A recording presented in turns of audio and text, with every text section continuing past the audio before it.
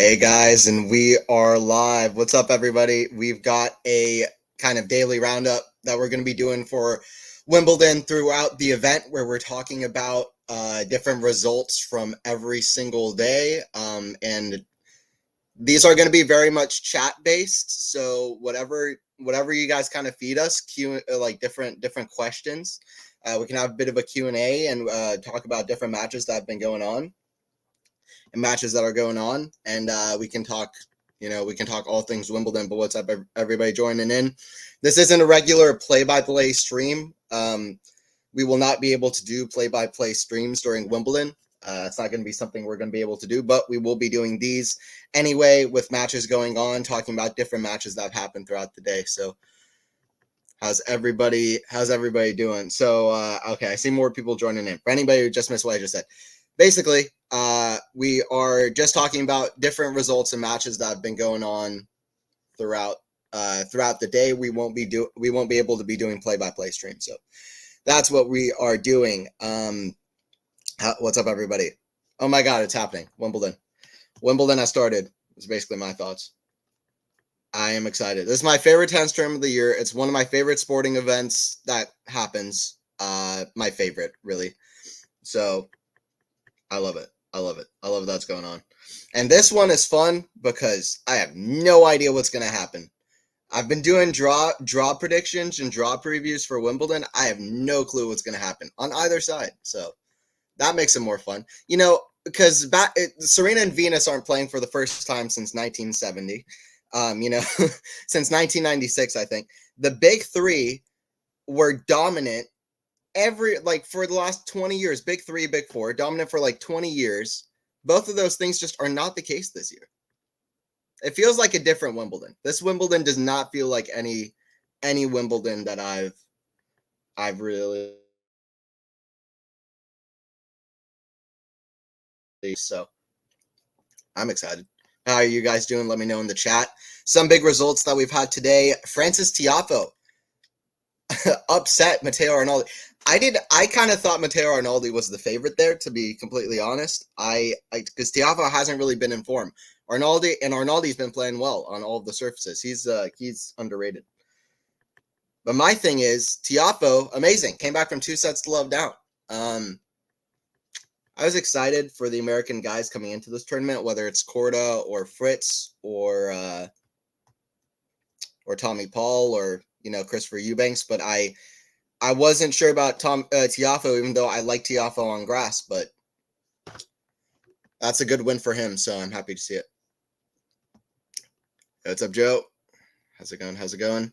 So yeah, everybody joining in. We're just talking about results that have been going on. We won't be able to do play-by-play streams, unfortunately, this Wimbledon, but we're going to be doing these daily shows, these kind of roundups of results, and they're going to be very chat-based. We're going to talk to you guys in the chat about stuff that's been going on. So yeah, hopefully you guys will enjoy that. So please ask as many questions. It would be great. And we can also chat about matches that are going on as well, but we just can't really do can't be doing play-by-play. So that's kind of what it is. But yeah, also another big one, Shapovalov beat Nicolas Jarry, which is huge for Shapo. Straight sets. I mean, listen, Jarry is a great player, but he needs to figure it out at slams because it's not translating to Grand Slams. It's not. The guy's too good to be losing first round at 2 consecutive Grand Slam tournaments. Bad draw with Shapo, who's made the semis here before, but maybe nobody's talking about Shapo enough. Shapo might be a dark horse, a big one, I don't know. Did you guys see that one tweet on Twitter? The one tweet on, I'm not going to call it X, it's Twitter. The one tweet on Twitter where the guy predicted Swiatek and Alcaraz win Roland Garros, Sabalenka and Sinner win Australian Open, and he said this before the year started. Can't remember exactly who he had for Wimbledon on the women's side, but he said Shapovalov would win Wimbledon on the men's side. So, hey, it's written in stone. It's fate. Sad news about Saba. Yeah, also Alexandrova pulled out as well. But yeah, the big news is Sabalenka, who I from what she was saying it's so tough to even try to play her first match here. I was kind of anticipating it. I had the feeling that maybe she might not even play it, but yeah, sad news for Sabalenka. Especially, yeah, I'm a big Sabalenka fan. Unfortunate is what it is. Because also she should be. I mean, she likes grass. She should be one of the big kind of favorites here. Listen, I picked Rybakina to win the women's side, which is kind of a get out of jail card, I guess, for me doing draw predictions. Because I mean, she has to be healthy, right? She has to be healthy. In order for she has to be healthy in order for her to perform, and I just don't know that she will. Sabalenka, I didn't pick because I was scared about her health concerns, but Rybakina, I'm relying on the fact that she's going to be healthy. So, hey, what's up, Faison? Yeah, guys, please don't forget to like and subscribe.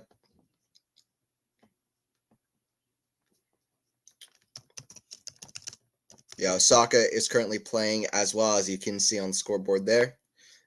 Keys is currently playing as well. I think Monfils just finished his match against Mandarino.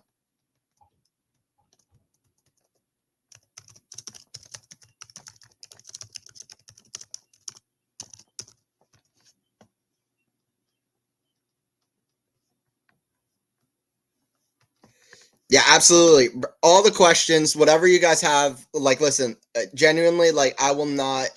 If you ask questions, that is only exciting, and I will absolutely get to everything because I want to talk with chat. That really it helps me out, honestly, here, and also, yeah, listen. I love the questions, so bring them on. Question time, Anthony. Who's the last Wimbledon champion to lose in the first round of the following Wimbledon? Ooh. That's a great question. This is women's and men's, Joe. This is women's and men's. I don't think it's been anybody on the men's side. Rafa lost first round at Wimbledon to Steve Darcis, but that was not after he won it. That was 3 years after. I think Rasol was second round, but he didn't win it the year before anyway. He was in the final. Who's the last one? It's got to be somebody on the women's side, and I kind of remember it. I kind of remember it happening, but I can't place who it was. I'll think about it. Both. Okay. It's a good question. It's good trivia because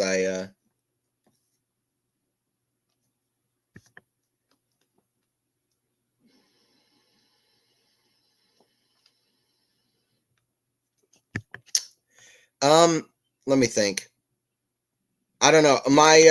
So I stopped watching tennis for a little while, like from like 2017, like mid 2017 to like early 2019. I stopped watching tennis.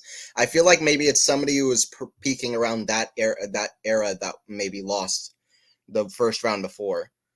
Like right after they won Wimbledon. Was it Muguruza? Is it Muguruza? I don't remember how she did after she won Wimbledon. That's my prediction, but I have no idea. If it's not Muguruza, I give up.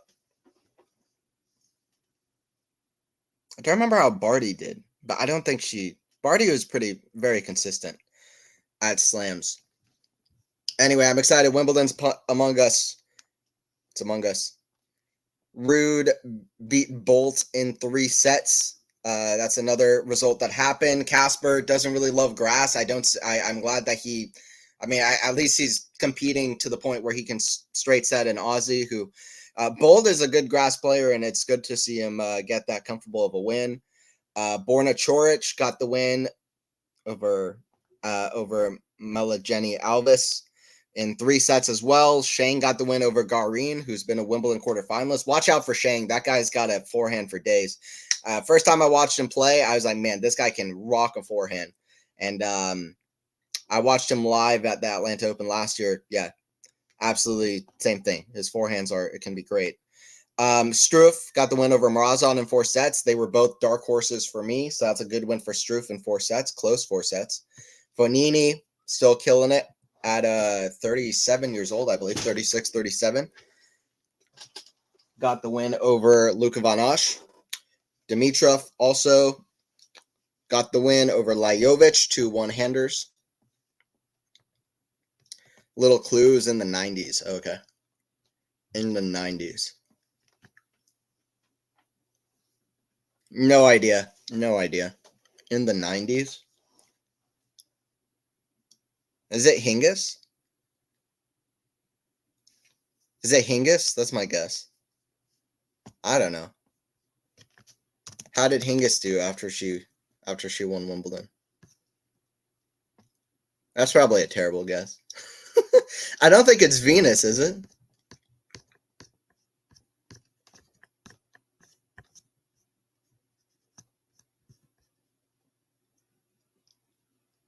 No, it's not Hingis. I don't know. Steffi. Is it Steffi? Graf lost. What? I thought she was allergic to losing in the first round. I would have thought that would have... I mean, come on, man. I would have thought losing first round would have killed her. Graf lost in the first round? That's a surprise. How have I never heard this? It's got to be one of the biggest upsets in tennis history. Oh, last defending champion. Not necessarily the first time she won Wimbledon, but still. Okay, hold up. Whoa. She won 5 of 6 Wimbledons in a row, Steffi. I'm going to get back to current results in a second, but wow. 5 of 6 straight Wimbledons, and in between that, she lost first round. Who'd she lose to? Oh, my God. Who'd she have in the first round? Freaking Serena? When she was 6? McNeil? I haven't even heard of her. Lori McNeil? Okay. A former top 10 player? Okay. All right, well, didn't know that. Hey, what's up, Andrea? Have a nice day, Anthony. Hey, you too. What a pleasure to see you on the microphone. Steffi Graf made calendar slam and won Olympic medal in 1988. Yeah, she had won 1 Olympics and 1 slam before she won a whole calendar year Grand Slam in 1988 as a teenager at 19 years old. So shout out to Steffi. I need one of these players playing right now. I don't care if it's Iga Swiatek. I don't care if it's Djokovic. I don't care if it's Alcaraz. I need somebody to win the whole calendar year Grand Slam. I've been absolutely obsessed with the concept of somebody managing to win a calendar year Grand Slam ever since I started watching tennis. I need somebody to do it. Honestly, Alcaraz, I could picture doing it. I could picture Alcaraz doing it at some point. I hope he does. Let me mention the matches that are going on right now. So Altmaier is playing Ferry, Britt, and they are currently, Ferry is up 2-1. They're in a 4th set. Alcaraz took out Lajal, finished recently in 3 sets. Mickelson is up 2-0 against Harris, but Harris is trying to complete a comeback. Might be the lack of confidence for Mickelson, honestly, but still relatively inexperienced. But Mickelson likes grass, so that's where he kind of broke through. And then also Kazau versus Bergs. Kazau is up 2-0. Humbert is up 2-1. No, he's trying to go up 2-1 on Shevchenko. They're in a close 3rd set. That's interesting. Shevchenko doing quite well, actually. Offner took the first set against Vukic, 11-9 in the first. Menzik is up 6-4, 4-2 on Bublik. Let's go, Menzik. Listen, this guy's built different. Menzik is built different. Crazy things can happen in tennis. Everybody's focused on Sinner and Alcaraz, but maybe Menzik just says, hey, listen, actually, I'm the best. It's not impossible. It's maybe unlikely, but I'm just saying, watch out for Menzik. He might be one of these next guys. This guy is crazy talented and crazy athletic. And the guy's already performing so well early on, especially at majors in the big moments. So, hey, I'm going to pull up that match for myself as well. Wow, Menzik 4-2 on Bublik. Bublik is unpredictable, man. I'm never going to predict him for a deep run at a tournament. Wimbledon is his best chance, but I just can't predict that, you know. Sinner is going to be on rather soon as well. So that's also something. It's also something. Van de Sanchel 4-2 up versus Brody. Let's go Botic. I feel Joe like Botic's been having a sad moment ever since that loss in Munich against Rune, where he kind of choked on those 4 championship points a little bit. Sad moment there. And since then, he just hasn't been able to perform. So I'm glad to see it. I'm glad to see that he's having some version of success. So those are the matches. And then on the women's side, well, we've got the 2 big news today. Sabalenka withdrew, which I was mentioning earlier. Other stuff's been going on. Zhu took out Bagu 6-0, 6-4. Zachary won 6-3, 6-1. Good win for Zachary. Pavlyuchenkova beat Townsend 7-6, 6-1. Tight first set, but not so much in the second set. Minin, who can play well on the grass, beat Heather Watson 7-5, 6-4. I always thought Watson. I remember one of the first Wimbledons I watched. Heather Watson broke through. I can't remember who she beat, but she beat one of the top seeds, and everybody was like, she's the next top player. She's going to win Wimbledon. And she looked great. I mean, in every way. And she was, I mean, and she just hasn't been able to, she hasn't been able to perform to the way that everybody thought she was going to. Who did she beat in that Wimbledon? I can't remember who she beat at that Wimbledon, but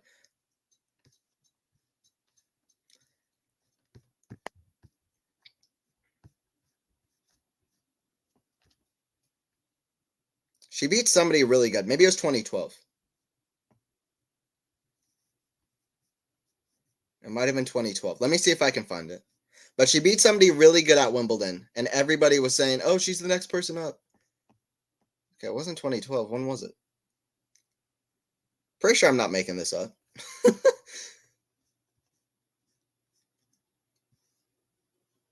Well, she played a close match against Kerber, but she didn't win. I don't know. I don't know what I'm talking about. But anyway, I thought she was going to be the next one up for sure, but it just hasn't really happened. Did I just make that up, that happened? That's a real memory I have. Anyway, she beat Caroline Garcia 8-6 in the third in 2015. Whatever. Alexandrova out, so Emma faces a Mexican wild card. Yeah, what is that about? Let me look into that. I haven't really had a chance to look into how the withdrawals have affected the tournament. So let me take a look at that real quick. By the way, I swear I was looking at the draw on Wikipedia or whatever, and I was looking at the seeds, and I saw the withdrew in parentheses next to the seeds. I thought it was next to Raducanu, not next to Sabalenka, and that scared the hell out of me. Anyway. Okay, so this is how the withdrawals have affected the tournament. Let me go to Raducanu. She's near the bottom-ish. Yeah, Raducanu now takes on Zarazua. And Alexandrova replaced by Erica Andreeva. So now there are 2 Andreevas in the tournament. She takes on Bektis. Vekic, I picked to get to the semifinals. That's good for Vekic. But I kind of fear that Sabalenka might pull out, honestly. Hope Raducanu does not do the same, nor anybody else, to be fair. Anyway, that's what's been going on over there. Olympic gold medal for Steffi was remarkable result. If you think she won all the 4 slams in the same year, impossible to repeat. Do you think it's impossible, Andre? Nobody will ever do it again? That's definitely a fair argument that it might not ever happen again. Because yeah, to win a calendar slam and then to do it in a year where first of all, you have to do it in a year where there is an Olympics held, right? So,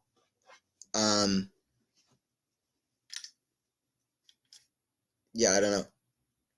And also you have to win the Olympics. You have to have it played on a surface that you like, But I guess if you manage to win the calendar year slam, you're pretty good on all of the surfaces, but that's tough.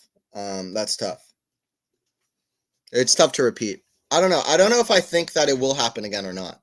I'm going to say, well, I don't know. That's actually tough. Maybe it won't. I hope that somebody wins the calendar year slam, though. If tennis keeps going for 200 years or whatever, 300 years, if that is a reality that happens, I think somebody will. But yeah, in the near future, in the next like 50 to 100 years, maybe it won't happen. Calendar year slam, I hope somebody does, though. Anyway, some of the other women's matches, I'll just speed through these. Gracheva took out Serenko 6-3, 6-1. Yemstremska won. Tadoni beat Danilovic. I thought she was one of the biggest dark horses. Kostyuk beat Stramkova 6-3, 6-2. Kazakina won 6-3 and a bagel. Bagels, please. Mertens took out Habino in 3 sets. Roos took out Yuan. Paolini took out Sorribes Tormo 7-6, 7-5, 6-3. Pliskova is in a 3-setter of Schneider. That is one of the sneaky, amazing matches of the first round. Women's first round is so much more interesting than the men's first round. Every other first round of the women's tournament is insane. Schneider just won a tournament. Pliskova is Pliskova, so that's going to be a good one. Pliskova is currently up a break in the third. I'll pull that one up as well because that's got to be one of the best matches going on at the moment. So currently on my end, I've got Osaka, Mensik versus Bublik, and Pliskova pulled up for myself. Van der Zandschulp just took the first set, by the way. I'm going to put on Humbert as well, so I'll have those 4 matches.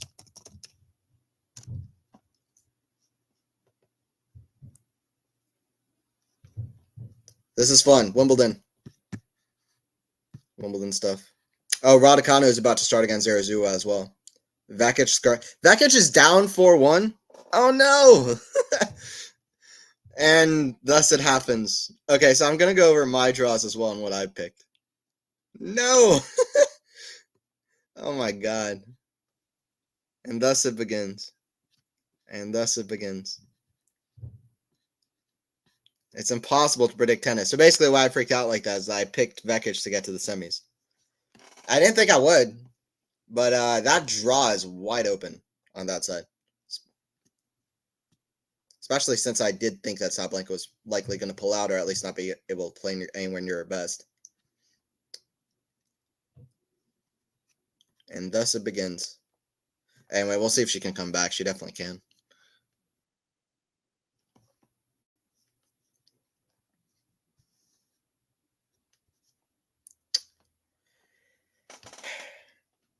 Hey, what's up? In June, ranked number 103, Watson defeated world number 52, Veta Benisova, in her first singles win 2012 Wimbledon Championship. She then beat Jamie Hampton, becoming the first British woman since 2002 to reach the 3rd round of Wimbledon. Okay, appreciate that, L3Ak Pack. Or not sure how to say your name, to be honest. Oh, Backpack. Okay, I see that. Appreciate that, Backpack. Yeah, so maybe that's what I'm thinking of, just that kind of big result. There's a big chance for Gauff to go deep at Wimbledon. Yeah, so basically my picks at Wimbledon were, this is what I said. Okay, let me know, please, even if you're lurking, I want you to type in the chat. I see you. You're not saying anything, and I see you, and that's fine. But I see you. No, these are my picks for Wimbledon, right? My picks for Wimbledon are on the women's side. I went with Rybakina versus Swiatek, and I know Swiatek. I was surprised at myself that I picked Swiatek. Also, I said that Rybakina would beat Swiatek in 3 sets, but Swiatek is just so confident and so ahead of the rest of the tour right now, and I think she's going to be motivated to perform deep at this Wimbledon. So I have Swiatek in the semis. I also just feel like this tournament is pretty open. Like, she has opportunities. She is in a fairly tough quarter, but it's not, Vondrousova. I think she can beat her. So it'd be a big moment, but that's what I'm going with. Rather than Vondrousova to make it. So Rybakina beats Swiatek, and Rybakina is just so good on grass. And if she's healthy, then I think she could do it. I think few would doubt that. And then on the men's side, I went crazy with it. These are my semifinals. I said Hurkacz and Fritz in the bottom half. I said Hurkacz beats Fritz in 4 sets. Top half, I said that Sinner takes out Tommy Paul in 3 sets. I said Tommy Paul beats Alcaraz in an upset. 2 consecutive wins in Canada. They've played constantly close matches. I think Tommy Paul is playing amazing right now on grass. I think he's got a good draw. So, and also I think Alcaraz might have a tough time defending the title. He might go far. He's constantly getting quarters, semis. He played great here last year, but quarterfinals, it might be a sweet spot for Tommy Paul to take him out. That was my prediction. And then I went with a big one in the final. If you haven't seen it, I said, which you probably haven't, but I said that Hurkacz beats Sinner in the final.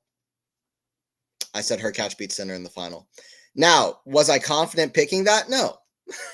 I thought I was losing my mind thinking about it for like 30 minutes because before the tournament started, before I saw the draw and filled out the draw, I was thinking maybe this is Hurkacz's chance to win a slam. Maybe Hurkacz can win a slam on grass courts where he's just so good. He's reached the semis here before. Maybe he could do it this year.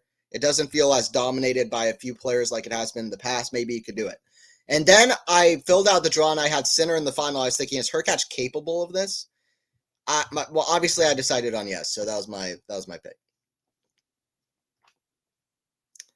I see you again. The semis, nice, but I can't see her beating Ons or Rybakina. Absolutely agree. Absolutely agree. If Ons or Rybakina can beat Ons or Rybakina, if Rybakina can beat Ons, if Ons can beat Rybakina, then I don't see them beating Iga. That's a tough draw. It's a tough draw for Ons and Rybakina. It's a tough draw for Swiatek. If she was on the other side, she could have made it. She couldn't make the final, but it is what it is. Alcaraz wins, no problema. Okay, we'll see. We'll see. I just think it's hard winning a Channel Slam the first time you win Roland Garros and defending a Slam. I'm still not quite convinced that he's going to be this guy who's just going to absolutely be dominant at Wimbledon yet. He's only playing his 6th grass court tournament. He's still got some stuff to figure it out. He was looking amazing here last year, to be fair. His serve was looking as good as ever. He was rocking forehands. And he's got the touch game for it. He's a very quick thinker, good improvisation. I mean, he's got a lot of things that work well for grass, but I don't know. He could do it, but I'm just not going to predict that. And we'll see what happens.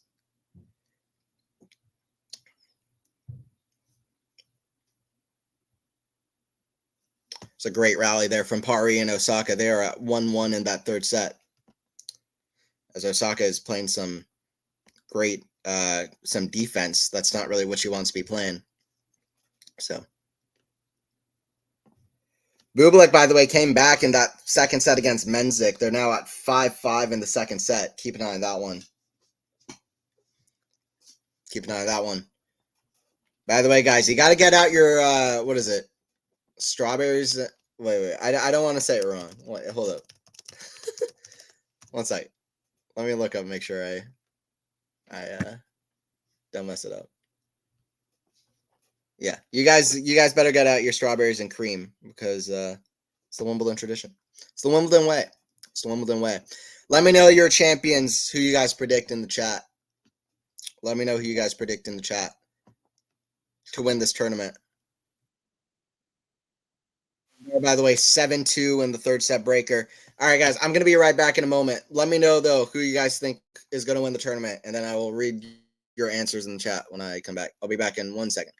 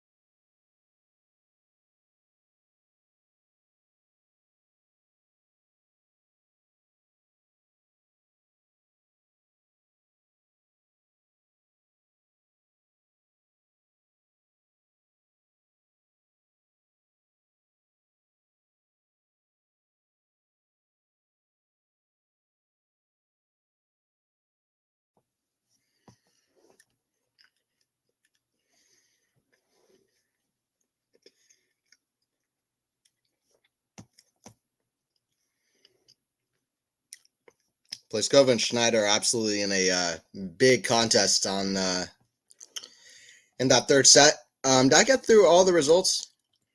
No, I did not. I stopped midway. Schmidlova and Wong are in a third set, 4-3 for Wong. Keys is up 2-1 on. No. Women are not playing best of 5. That's not something that's happening. Keys is up 6-4, 3-1 on Trevisan. Ghost will not be happy if he was in chat. Ghost would not be happy if he was in chat. Ghost is a big Trevisan fan. Ghost Terralitis. Paris is about to break Osaka potentially. Eva Lys is Lys Lys. She is currently losing to Burrell, who's up 2-0. Clara Burrell is underrated. She took out Pegula easily at Wimbledon. Burrell seems to play well at majors, I feel like. Maybe I'm crazy. I feel like I'm going to look up Clara Burrell's win percentage in her career, and then I'm going to look up her win percentage at slams. I'm going to say it's higher at slams. Well, okay. I don't think that's her real win percentage. I think it's including like futures and challengers, which shouldn't count. Okay, it hasn't been that amazing at slams, but I will say this. It's gotten better recently. A third round US Open, third round Australian Open, and I think both of those she got some big wins, if I'm not mistaken. Pretty sure. Yeah, Burrell beat Pliskova at US Open. She took out Pegula, and she also took out somebody else in Australia. Who else did she beat? Or at least she beat Pegula and then beat somebody else pretty easily. Who else did she beat? This Australian Open is really weird. No, okay. Yeah, she just beat Pegula. Then she lost to Doden.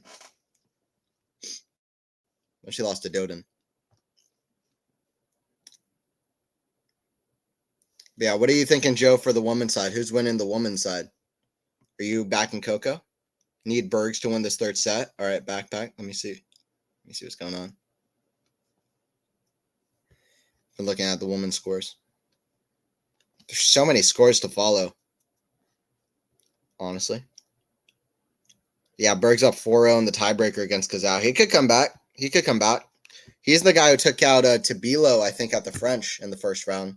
That was a huge win for him over Tabilo. Raducanu stepped on court as well. All right, I'm trying to track too many matches at the same time. Let me just focus on one match. Not really watching anything because I'm trying to watch every single match. Don't know if that's relatable, but all right, I'm watching Osaka for now. Osaka just can't really find her best defensive game as she misses a forehand there. Ons, but not sure about her in the final. Yeah, that's fair, honestly. That's fair. But honestly, if Ons, I'll say this, with the draw in front of us, if Ons makes the final, for me, she wins the tournament. I will say that for myself, my opinion. But yeah, I mean, the last 2 years, we saw what happened last year. We thought that she would be able to take out Vondrousova. She probably was tired, though, from having comebacks back-to-back against Rybakina and Sabalenka. I still think the fact that she did that is underappreciated. 2 of the best women's matches of the year against Rybakina and against Sabalenka. Both of those, some incredible high-level comebacks back-to-back. So she's not going to have to beat Sabalenka and Rybakina back-to-back before trying to pass the biggest mental hurdle of all and winning her first slam. This year, she will... Well, okay, first of all, this year, she gets to the final. This is truly her last chance and her do-or-die kind of thing. If she makes the final. Last year, it kind of felt like that, but this year, it really is that. I mean, maybe she could always win another one down the road, but if she gets there, that's what this will be. And I think she'll know that. And I expect that she will bring her all and do a little bit better and learn from her lesson from last year, where she was the favorite in the final. And hopefully she might have to beat Rybakina on the way, but maybe Swiatek as well. But I feel like she has it in her. I feel like, no offense to Iga, I feel like Iga might be easier on grass than Rybakina. So, than Sabalenka. So, especially the way Sabalenka was so close to winning last year. Up a set in 4-1. So, we'll see. I only need one set from Bergs in my parlay. Hell yeah. Well, you might get it. You might get it there. That's a good call.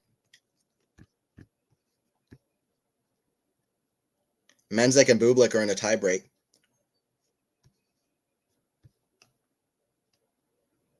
Wow, Lloyd Harris from the brink is pushing. I think that's our first 5-setter on the men's side. No, that's not correct. What am I talking about? Arnaldo Tiafa, also Thompson played a 5-setter. Thompson won, yeah? Yeah, Thompson won in 5 sets. Jordan Thompson came back from 2 sets slowed down. Shout out to Kotov. Took the first 2 sets 7-5, 7-5, but Thompson too strong. Menzek up a mini break 1-0 versus Bublik. And yeah, Bergs, there you go. There you go, backpack. Bergs took that 3rd set against Kazal. It's a good call. Her levels dropped massively in both finals, which scares me. I agree. All 3 finals, really.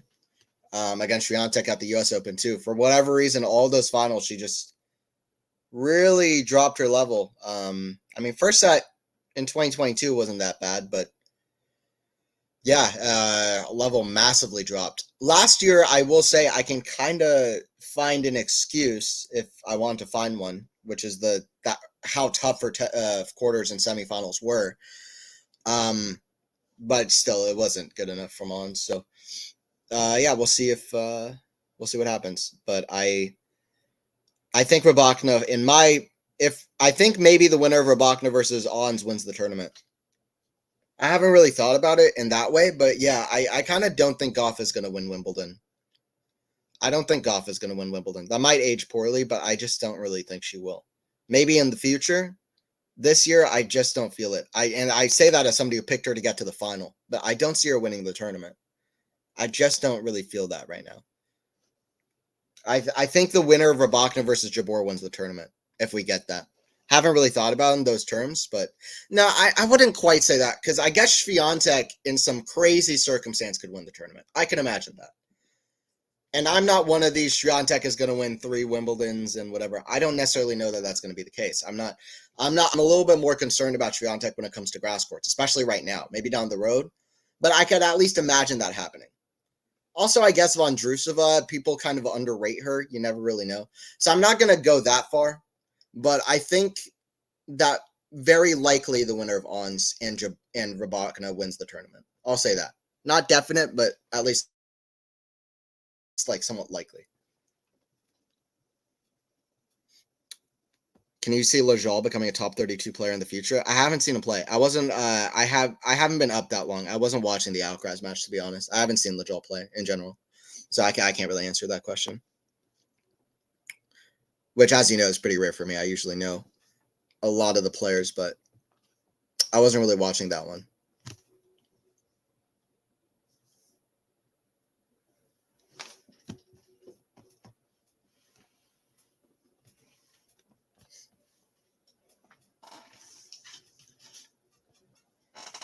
It's a huge return from Naomi Osaka that she just hit.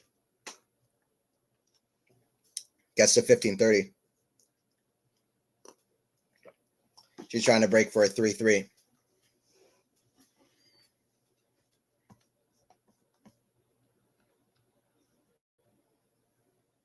Oh, by the way, everybody who's just joining in, being like, "What is going on?" Yeah, we're doing a kind of daily roundup kind of thing, and it's very chat based. So I want as many comments, questions in the chat, and we can talk about different things in the chat, and we can have a discussion about different matches and results that have gone on throughout the days, matches that are going on at the moment. But we just will not be able to do a play-by-play this tournament. So that's kind of the case with that.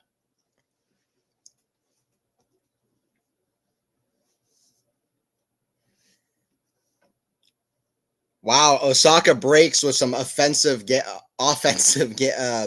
games. Some huge returns there off the forehand. Gets a 3-3. Big game for Osaka. Still fighting well.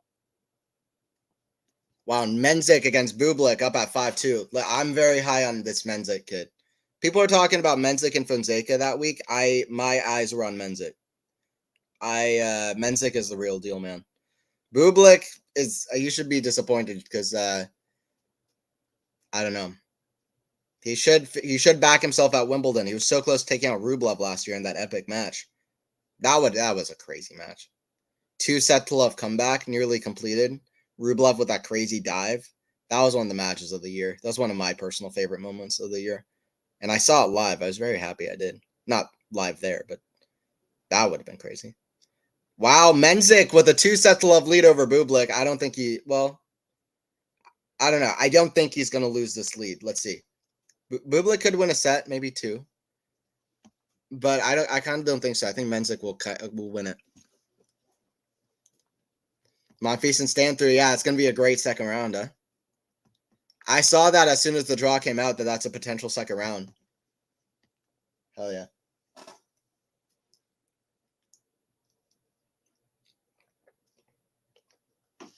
When's the last time those two dudes played?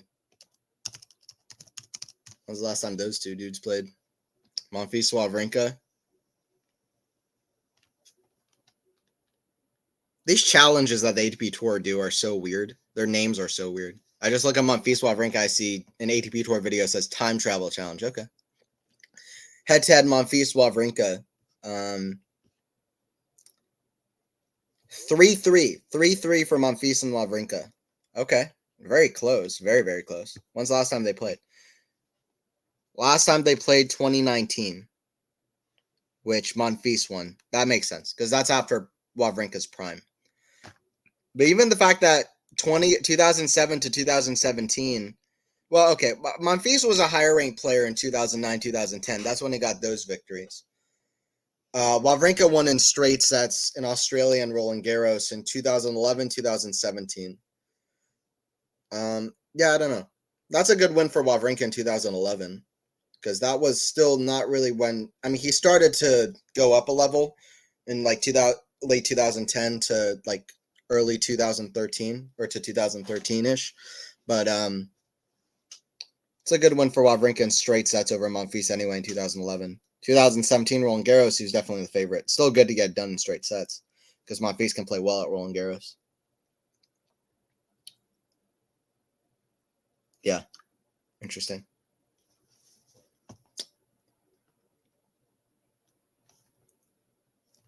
But yeah, anyway, they've played. So anyway, there's somebody's gonna lead their head-to-head. They're tied right now, which makes it exciting too.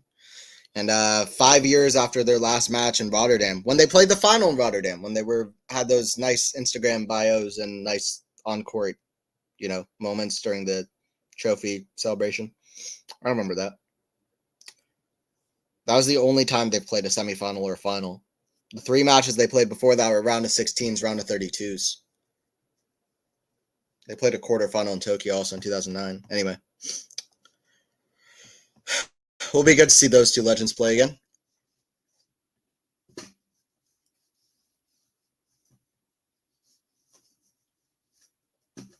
It's a good draw also for both, I would say. Or it's a good draw for Monfils, probably. Although Wawrinka is tough, but we'll see.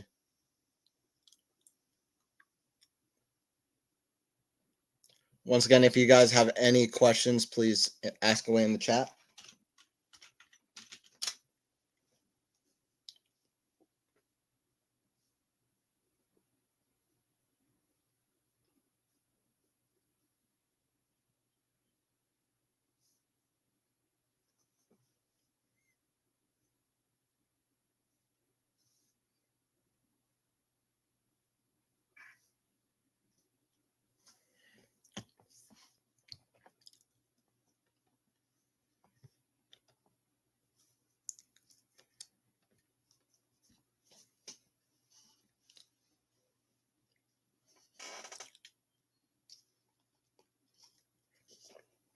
Osaka now up 4-3. I didn't really put Osaka as a dark horse in my when I was doing my draw previews because I don't know. I'm still not that crazy about her on grass. Her recent results haven't moved me that much. She did take out Elise Mertens a few weeks ago, which was a good win, but she's had a few losses that I've a little bit shake my head at because she should be doing better than that. So I don't know. She hits the forehand long there. It's 30-love for Paris. She's trying to get to 4-4. They're deep in that third set. Once again, we are not able to do a play-by-play, but we are here doing a just a roundup of the matches that have been going on. Schneider and Pliskova are really in one right now in a tight match. It's 5-4 for Schneider. I'll keep an eye on that one because that is one of the most interesting ones for myself.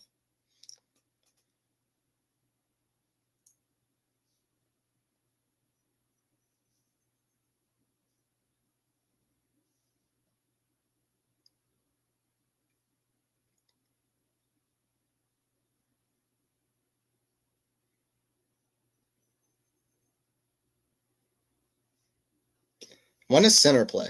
When is Sinner on? That's kind of my question. Because I thought that maybe Sinner would kind of overlap with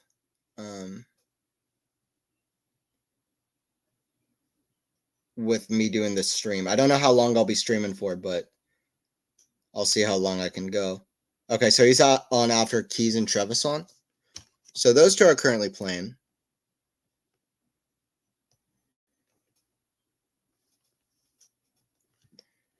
Those two are currently playing.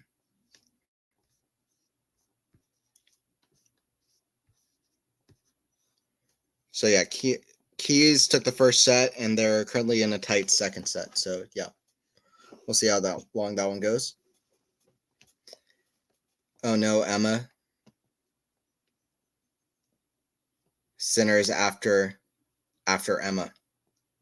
Who plays after Emma? Let me see.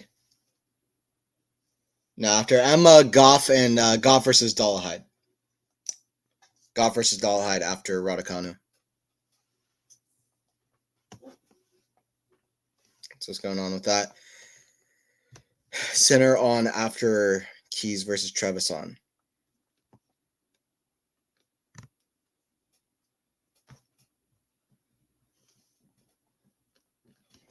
Schneider 3 points away from taking out Pliskova, one of the biggest dark horses in the tournament as far as I'm concerned.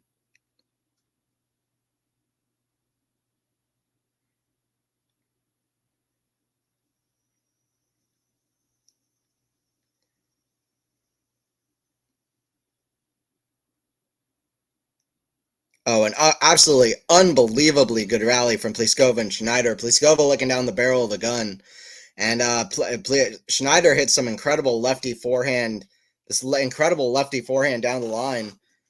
And then Pliskova managed this amazing kind of backhand defensive shot. Schneider hit the net.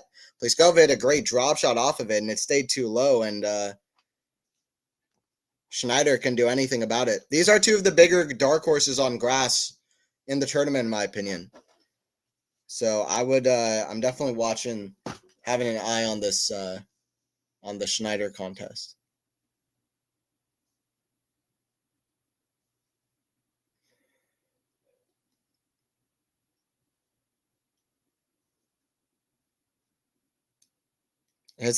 Oh, wow.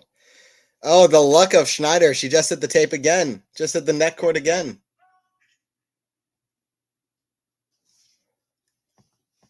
Schneider's 2 points away from taking out Pliskova, Wimbledon finalist from a few years back. World number 1 not on center court. Yeah, that's crazy. You're right. He's on the number 1 court. I wonder why they scheduled it like that. But okay, fair enough. That's kind of weird to have Raducanu there, not center, but Raducanu is the home crowd favorite. That's still weird. Okay.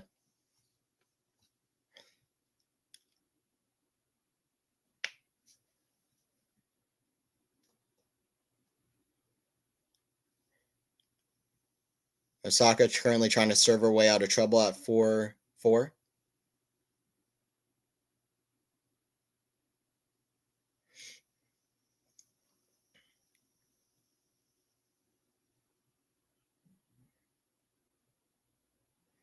Wow, Schneider pulls, just barely misses a forehand down the line. Pari and Osaka are going at it. How long have they been playing? There's been a lot of long games as long as I've been watching. Adios. I'm off to watch Belgium beat France in the Euros. Joe, were you watching the? That was so fun to watch yesterday. Spain, Georgia, and also the England game. England with those 2 goals, quick turnaround. It's fun. I've been enjoying watching that. But yeah, I'll see you later, Joe. Have a good one. Thanks for joining in. Definitely come back for more of these. I need y'all's in the chat, and we can kind of chat about stuff.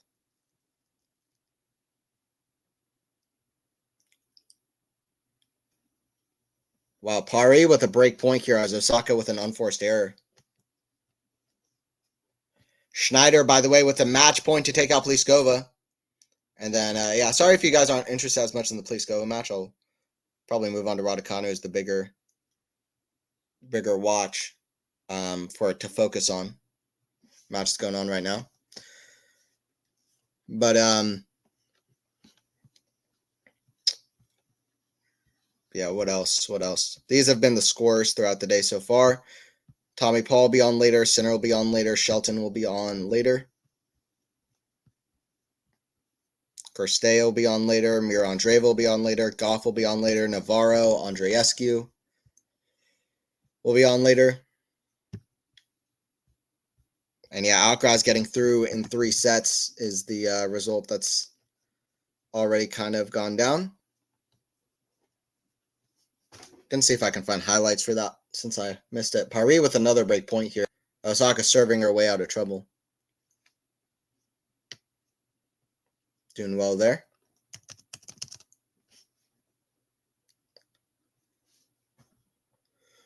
Let me know, guys. What's the first Wimbledon match that you ever watched? Let me know in the chat. First Wimbledon match that you guys ever watched. By the way, we might have more people joining in as the streams these kind of streams keep going. I think that David might join in a little bit. Wow, Osaka with some powerful backhands there. Hey, what's up? Are we going to see the game or is it just chat? It's just chat. It's just me talking about tennis stuff.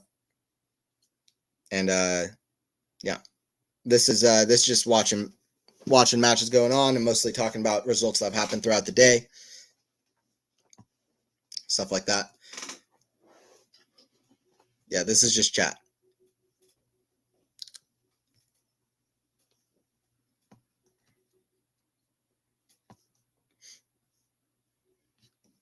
Bublik, by the way, with chances against Menzik to get a break in the third. Okay, so I kind of said after Menzik took that 2-set-to-love lead that I think he's going to win the match, but I say that almost to say, like, Bublik can come back. He nearly came back against Rublev last year, but I think Menzik will finish the job, but I'm not going to, like, fully discount Bublik from being able to do it. Bublik is one of these kind of crazy players. He can be pretty. People bash him and say he sometimes doesn't try, but he can give it when he is giving his all. He can be pretty impressive. He can fight pretty well at times in matches. By the way, Osaka rock solid gets to a 5-4 lead. Is a game away from the match.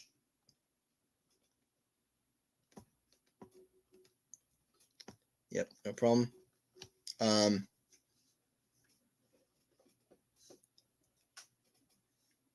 Let me put up Raducanu as well.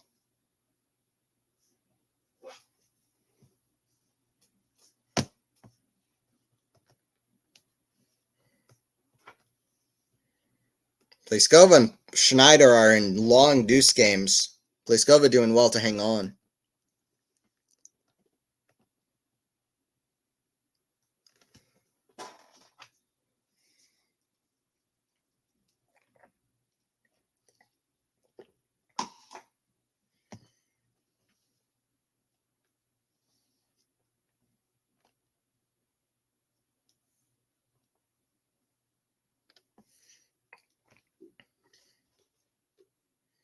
Schneider also just hitting some huge forehands, getting her way. She doesn't want to let... Both women are just never going to let go of this 5-4 game. This 5-4 game might become Isner Mahmood just because both players look so determined not to lose this game. They're both like, we are just not losing this game, huh? It's crazy.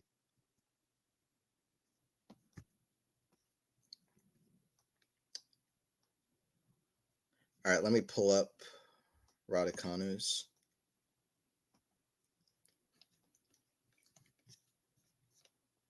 Take on Zarazua.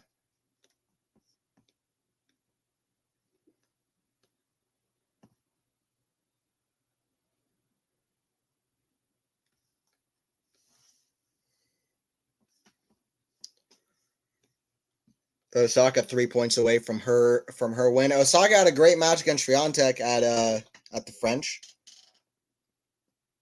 but I just don't know about at Wimbledon if she's gonna repeat that. But we'll see. She could.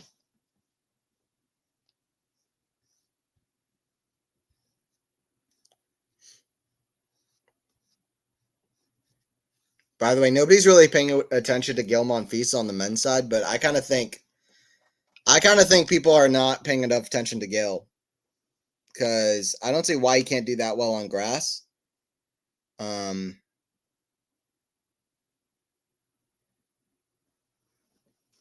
I don't know. I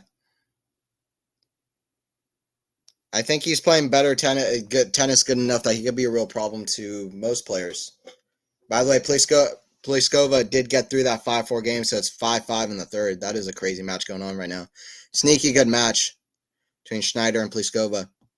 Keep an eye on that one. Currently, mainly focusing on the Osaka and Pliskova matches. Anybody just joining in, can't really do play-by-play, but I am talking about results throughout the day and matches going on.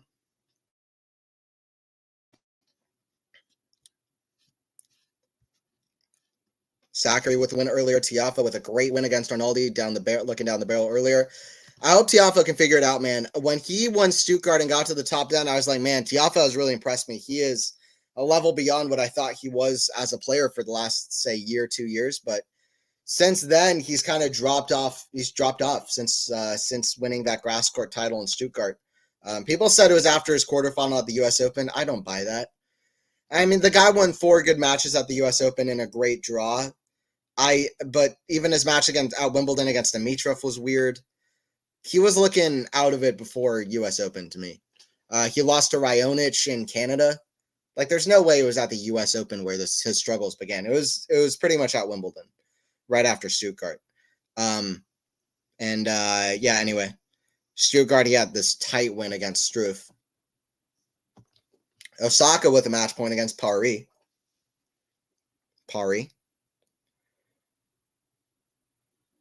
Wow, Osaka gets the win over Paris. Paris got hit a double fault there on match point, and it is 6-4 in the third set. For Osaka, she gets through. She's into the second round. One of the most dangerous names is still in the draw. I don't know if one of the most reliable on this surface, but one of the most dangerous for sure. So, good win for her. She gets to 6-4 in the third. She gets a win. She's in the second round. Who does Osaka play? Who does Osaka play? One of my favorite things during slams is just watching the okay, well, 2 things. One of my favorite things during the slams is watching the all-time, watching the live rankings and also watching the draw and just seeing how the draw unfolds. Also, I just looked at the Wikipedia for the men's singles draw at Wimbledon. One of the first things it says is Stan Wawrinka is vying for a career Grand Slam. Let's go, Stan. Stan is going for the career Grand Slam. Wikipedia is predicting Stan wins at Wimbledon and gets a career Grand Slam. Dude, that would be awesome. We've already got 3 men's seeds out: Mannarino, Jarry, and Baez. To be fair, Jarry and Mannarino played Shapovalov and Monfils. Who did Baez play? He played somebody pretty good too. Yeah, Baez played Nakashima. Nakashima 6'2", 6'3", 6'4". Nakashima has a sneaky good serve, and he can play well on grass. So he got to round 16 one year, pushed Kyrgios to 5 sets. Berrettini with a four-set win over Fucsovic. Berrettini is going to be tough for Sinner. Can you imagine Berrettini knocking Sinner out of the tournament? Kind of hope that I hope that doesn't happen, but that would be crazy. Dimitrov Zhang is a great second round. These second round matches are good. Zhang versus Struff. Chorich versus Tiafoe, Nakashima, Thompson. Fognini versus Casper Ruud. Let's go, bro. These are good matches. First rounds are sleepers. Like but that's not the right way of saying it. I don't really care about some of these first round matches that much on the men's side. Some of these I don't care. I don't have that much interest in. Second round matches seem to be turning out quite good. I'm interested in quite a few of these when it comes to these second round ones. Wow, Bublik misses a drop shot, and he's at 4-3, 15-30 there. Pliskova and Schneider are still playing one of the sneaky, maybe best matches of the first round, so I'm keeping an eye on that one. Having some good rallies, big shots exchanged between the two of them. Wow, great play there. Schneider was just having some great defense, and Pliskova put away swinging volley. Good stuff.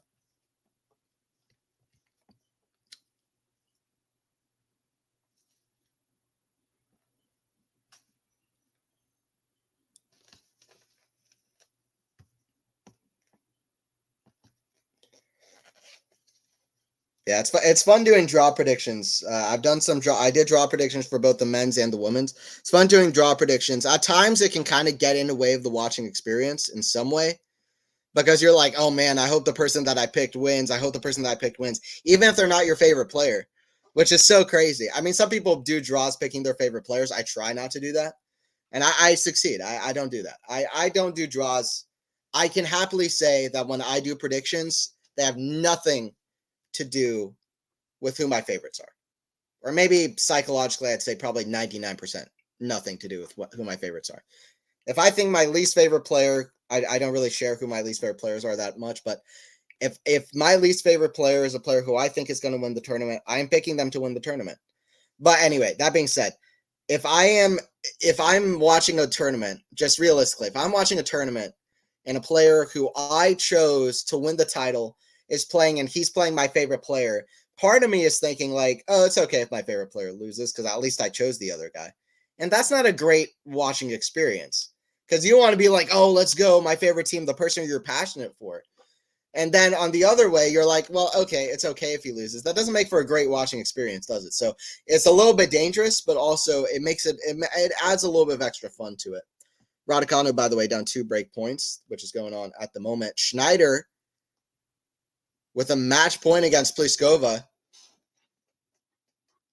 And I know I keep talking about Pliskova Schneider. They're both unseeded, but I just feel like it's one of the better matches going on right now. Pliskova, wow. Schneider takes out Pliskova 7-5. Continues off her winning ways off of Bad Homburg. She's a dark horse in the draw, Schneider. Playing really, really well there. Some big shots, some good defense. She did well there. What's the next match on that court?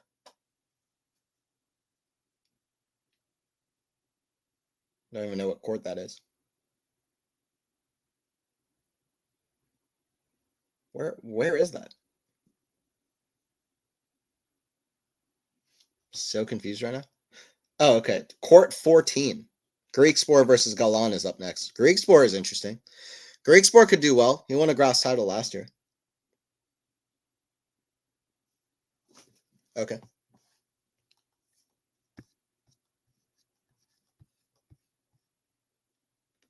Wow. Daniel Altmaier plays a 5-setter in the first round, 2 rounds of a major. Doesn't matter what Grand Slam is happening. Daniel Altmaier will play a 5-set match in the first couple of rounds of a major. You can there are a few things you can absolutely be certain of in the first few rounds of a major. Number 1, Daniel Altmaier will play a 5-set match. Number 2, Ostapenko will either give a bagel or lose a bagel in the first couple of rounds of a major. Those are a few things that you can be certain of. I'm sure you can add to the list as well. If you feel free to add to the list if you can think of something else. But Bublik, by the way, about to serve to go down just 2-1 in that match there against Menzik. Wow, Madsen Keys with a match point against Trevisan. Let me pull that one up. It's so good to have Wimbledon. This is one of my favorite times, just Wimbledon. Well, okay, I'll say this. Some of my favorite moments of the year, my two favorite moments of the year. First few rounds of Roland Garros, when it really hits you that we're in this part of the season and we have these kind of great slams among us starting to play. I keep saying among us for some reason. You have these you have these slams that are happening. And then the other thing is that my other favorite moment is late stages of Wimbledon. When we get to quarterfinals onwards, my absolute favorite moment of sports, period. Quarterfinals to final of Wimbledon is my favorite moment in all of sports. Number one. Nothing beats it. I absolutely love it. I love every moment. I love the grass. Love the grass. By the way, chat is being very quiet. Let me know. Speak up in chat. I want to hear your thoughts about stuff going on. Definitely feel free to type up in chat if you're watching. It's always fun to talk to you guys anyway. 0-0 Raducanu at 4-4. But yeah, Osaka getting the win. Pliskova losing to former Grand Slam finalists.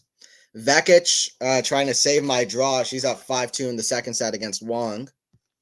Zhang is tied at a set apiece. Okay, I'll pull that one up because that seems to be the biggest match going on right now in terms of potential upset or something. I also picked Zhang to get to the quarters. I was very hesitant to do so, but I just didn't know who else was going to do it. I almost picked Alexandrova, so I was happy that I didn't pick her because she obviously has withdrawn now. So anyway, I don't know if there's a better name to pick, but we'll see if Zhang can do it. At least she has the confidence that she reached a Grand Slam final earlier this year. So, and she's got the big shots. Man, I love watching Zhang play. She's got to be one of my favorite players.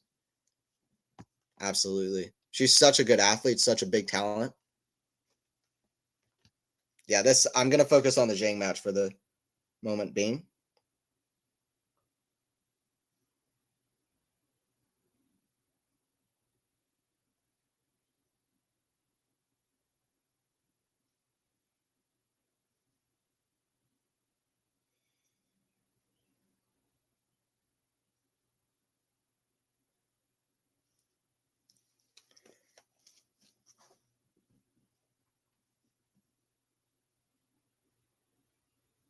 Oh, no. Wow, a shot completely gets away from Zhang there. Sun with some great defense. It's always about getting that one extra shot back, and Zhang completely mishits a backhand. Zhang has one of the highest peaks on tour and also one of the lowest lows of the top players. It's just that inconsistency. Also the serve that can get away from her. There's still a few things figuring it out on a bad day, the way her unforced errors can kind of get out of hand at times and sustaining her level throughout a match.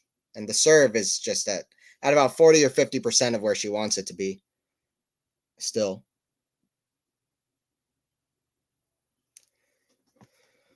It's a decent serve there, though. She gets the deuce. So we're focusing on the Zhang match. Everybody just joining in, we are not able to do a play-by-play this Wimbledon, but what we are doing is it's very chat-based, talking to the chat if you guys have questions, or we can just talk anything, really. And stuff going on, results that have happened, matches going on at the moment, matches that have happened, matches that are going to happen, matches that won't happen. We can talk about anything. So, yeah. Matches that we just make up. That hit the line. I thought it was a double fall from Zhang, but apparently she made it. They're close to start off that second set. Zarazua, by the way, is testing Raducanu at the moment. They're at 5-4. Raducanu was up a break, but not anymore.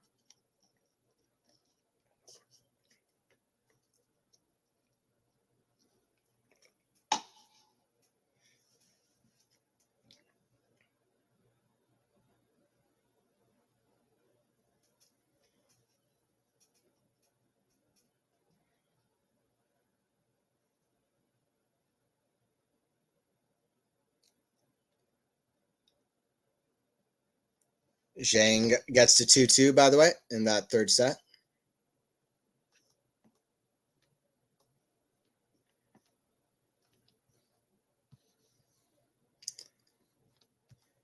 And Keys finished up, so Sinner starting off soon then, I guess. Is Sinner soon? That is on court number 1. They might take a little bit of time to prepare the courts, but I think Sinner should be on soon. Could watch a little bit of that for sure.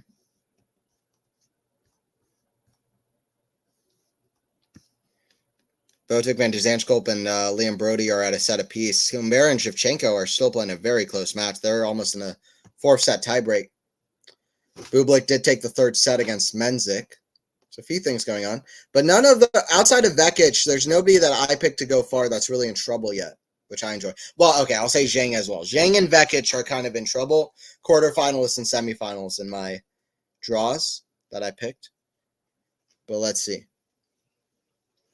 By the way, Lulu Sun's first career tour level match on grass. I think that said she's 4-4 in all of her other grass matches at other levels. So, by the way, what a crazy name. Lulu Sun. That sounds like a clothing brand or something. That doesn't sound like a name of a tennis player. Lulu Sun. It's a cool name. I like it. Normalize weird names. And let's just, like, not bully people for their names. Can we do that as a society? Just, like, start having weird freaking names that are interesting. That you're excited when you hear someone's name. Like, Steve doesn't mean anything. Somebody walks up to me and says their name is Steve. I can care less. Dude, just stop. Stop. Don't tell me what your name is. I couldn't care less. Steve? Isabella? Like, as a society, we should normalize having weird names and nobody bully anybody else. Because we're going to get some names wrong. We're going to ruin some children and people's lives with giving them weird names that are going to make it difficult to live. I know I'm going on tangent, it has nothing to do with tennis, but we should normalize having weird names and that having names that are interesting. Make life a little bit more fun.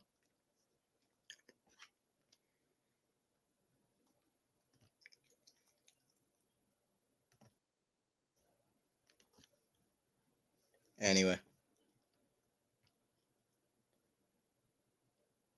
Raducanu trying to get to 5-5, by the way, in that first set.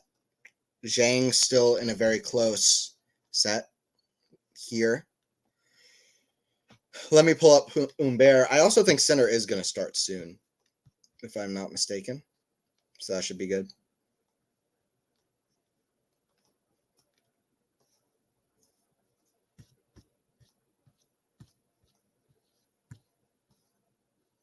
Vekic still with the set point.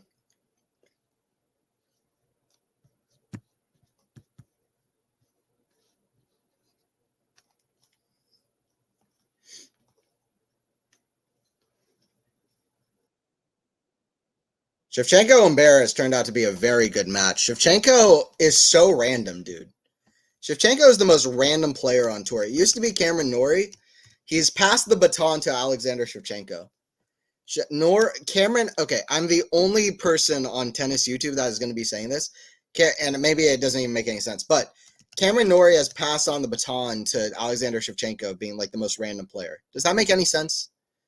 Cameron Norrie will just get to the semifinals of Wimbledon, nearly go up 2 sets left on Novak. He'll beat Alcaraz in the final of Rio, and then he'll just lose first rounds of everything else or this and this. He's very random. I mean, it's very hard to pin down who he is as a player. His form looks really weird on his shots, but he's somehow a top 10 player. He's like 28 years old, right between the next gen and like Nadal, Federer, Djokovic, like right in between there. He's very weird. And the way he acts on court, he got into a drama with Novak. It's very random. Shevchenko, I feel like, is kind of the next new version of that. I don't know. And here's the thing, right? One of the reasons I say that is he'll beat top players and compete with them very well, and then he'll lose like first round of the next tournament. Like, does that make any sense? Like, he beat Taylor Fritz near the end of last year, but then he's losing other matches. Like, he lost to Federico Coria this year. He lost to Bagnis this year. He lost the first round of a challenger. He lost to Gaboli in Geneva. And now he's testing Hugo Humbert, who's very good on grass as well. You know? Shevchenko's just random, dude. He's also just a next-gen person that nobody ever talks about. He's pretty good. He's also up a mini break now on Hugo and Bear. No, he's not. He's up 3-2 on Hugo and Bear. They're still on serve. Zhang still in trouble against Sun. Did Vekic at least win her set? I'm stressing with Vekic and Zhang. They might go out. They might go out. Officially, I am stressing.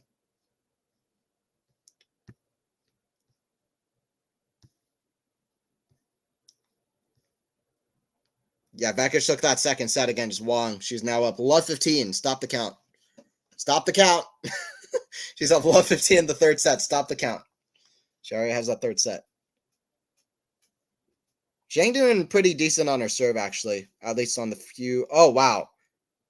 If Sun made that, she just hit the most outrageous backhand shot.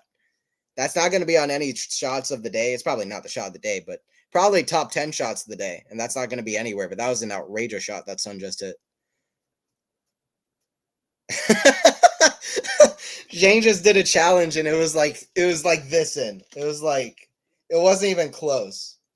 It was inside the baseline. Wow. What a shot there from Sun. That was outrageous. She had this kind of slap pancake backhand shot like over her shoulder that somehow hit at incredible pace and angle. For me, that's a top 5, top 10 shot of the day. It's not going to be anywhere, I don't think, but that was an outrageous shot at an important point too. From a tough position. That's the best shots when they're hit from a tough position too, and you manage to hit a winner. Good serve from Zhang, and it gets a shank out of Sun. So we're at deuce over there. We're at deuce over there. And by the way, the reason I'm not really following the Raducanu one at the moment is Raducanu, I don't have the access to the Raducanu match at the moment. I'll see if I can fix that up for future ones of these where I can get access to all of the matches. But at the moment, I have access to all of the matches except for Raducanu. So anyway, that's what's going on at the moment. Harris and Mickelson, wow, I haven't even been paying attention. They're already at 5-5 in the fifth set. I'm so used to clay courts. I'm not used to these matches going as quickly as they are. 5-5 in the fifth for Harris and Mickelson. Shevchenko trying to push Humbert to 5. Now suddenly we're getting a lot of 5-set matches. Shevchenko playing very well. Shevchenko doing really, really well. I was considering putting Hugo and Bear deep in this tournament. I'm kind of happy I didn't because Shevchenko really, really might knock him out in the first round. Shevchenko is one of these guys who's just absolutely fearless. I mean, if you know one thing about Alexander Shevchenko and you've never watched him before, he's absolutely fearless in every way. I'm just going to use that one word. I'm not going to even say anything else. He's fearless. He could go all the way here. Not at Wimbledon. Don't clip that on if you're going to clip one clip from the stream. But he could go all the way in this match. That's a correct. Wow. Very passionate player as well. And he huge roars as he wins that fourth set with a great backhand passing shot. Not a good approach from Humbert, but we're going 5 in that Shevchenko match. Lloyd Harris Mickelson fifth set. Yeah, Faison, I just saw that. So, by the way, Zhang gets the hold, so she's at 3-3.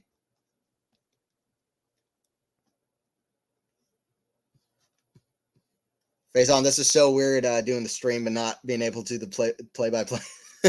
But it's still fun talking about different matches and the results and stuff going on.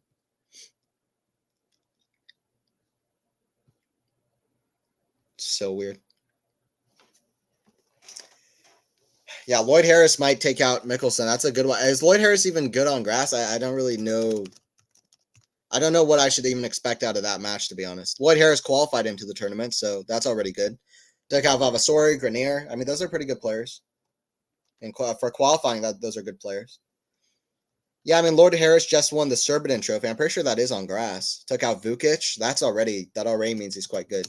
Is that a grass tournament, Surbiton Trophy? Surely it is. Yep.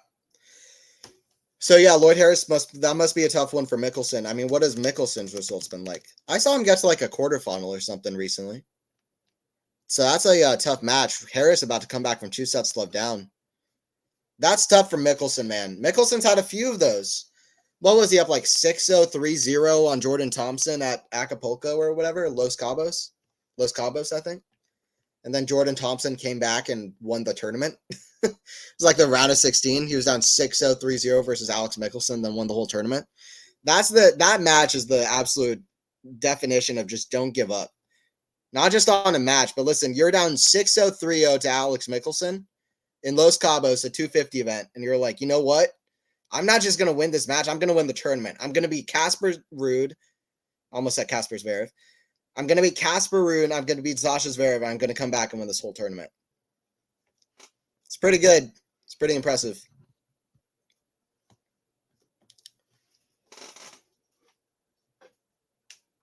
By the way, Sun at 40-30 at 3-3. So we'll see. We'll see if any upsets happen. Has there been an upset on the women's side that's particularly notable?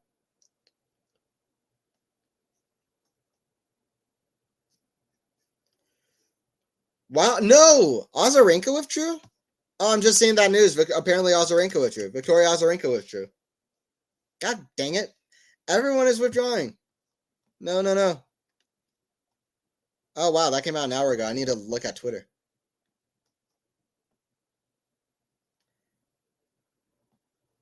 Yo, that is actually crazy. Okay.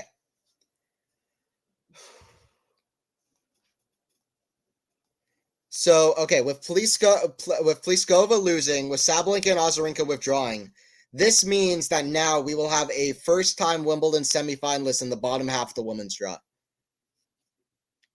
That's absolutely crazy. 6 hours into the tournament, we will have a first-time Wimbledon semifinalist in the bottom half of the women's draw. Not just finalist, not just potential champion, a first-time semifinalist.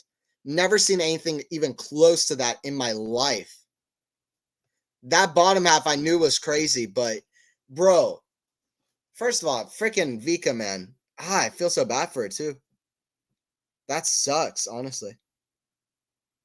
Had such a good match against Svitolina here. Had a good run last year. That sucks, man. Dang it. Vika always been one of my favorite players. Wow. What does that mean? Who's filling in for Stevens? Just finding that news out now. Yeah, I gotta follow Twitter while I do these, because Twitter seems to be news nowadays. Or at least, there's probably other ways of getting news, but that's how I get my news. I want to make a better kind of tennis forum site or app or something, like a tennis social media. I want to make just a tennis website that just is the ultimate tennis website. Like, people go to it for a tennis thing. Like maybe like Anthony, like I don't know, but even before I started doing this, like tennis videos and tennis streams, that was one of my big goals. I was plotting out how I would make a tennis app or a website where everybody can chat scores and stuff, and have like ultimate, like, I don't know, it wouldn't just be like a social media forum type of thing, but it would also have like an ultimate hub for like different statistics and different stuff you can look at. I don't remember all my ideas for it, but I had so many ideas for what that could be. And be like a tennis abstract that's a little bit more accessible for an average tennis fan and a little bit easier to sort through. Live scores, that kind of thing. Maybe partnering with another website like Tennis Live or something. But I've had that idea for a while to do that, so I kind of want to do that down the road, which would be quite good, I think. Wait, where's Azarenka in the draw, or where was she in the draw? Surely a lucky loser is in her spot.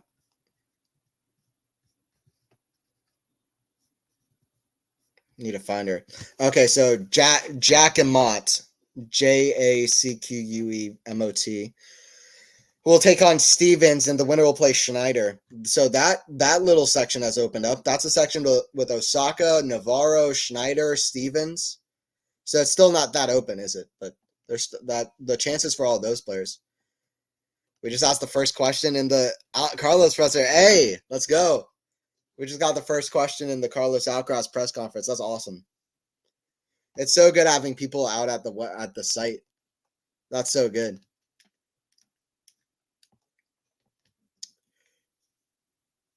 So good.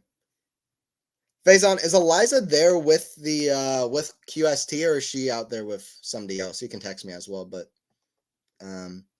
But I know we have Flo. I know Flo is there. I know you're there. So it's awesome. I saw Florence ask a question to Raducanu. You asked questions to lots of players as well. I think Flo asked questions to Sabalenka maybe as well. Wow. Okay, Vekic doing something for me, and she's already at love 40 in the third set, 1-1. By the way, it's not if Mira Andreeva wins her first round, it's going to be 2 Andreevas potentially in the second round. Lucky loser Erica Andreeva, nearly with a chance to get to the second round. She took the first set over Bektis. Nice, love that.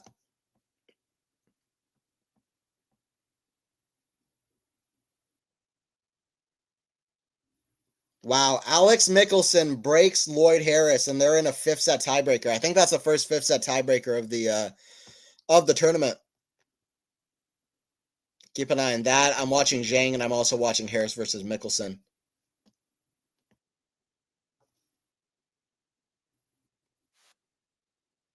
And now a tiebreaker where nobody, including myself, knows exactly what the rules are.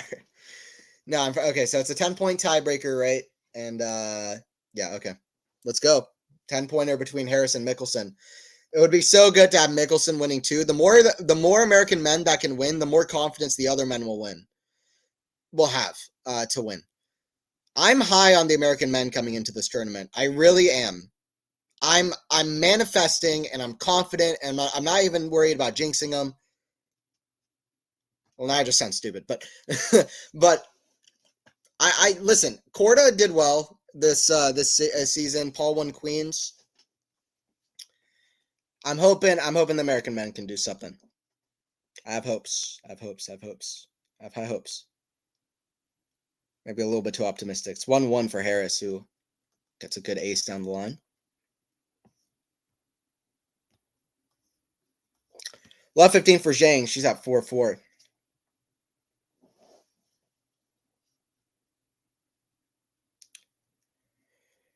But I mean, Tommy Paul is the most confident of the American men. But Fritz just won Eastbourne as well. Korda is doing well. I mean, all of those guys. Tiafoe just won his first match. If we could have more of these guys, Takashima won in straight sets over a good opponent.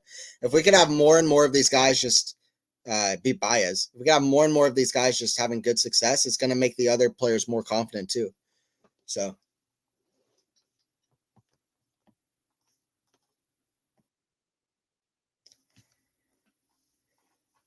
By the way, this could be a big match for Lloyd Harris potentially.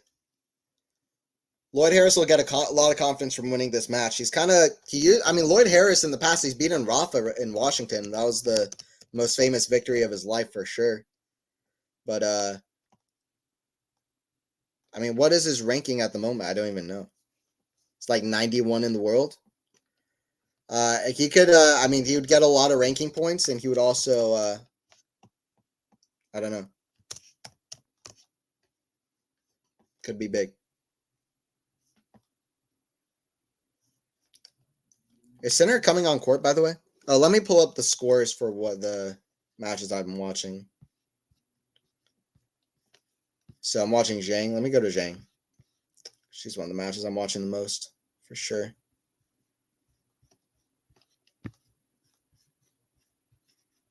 Here we go.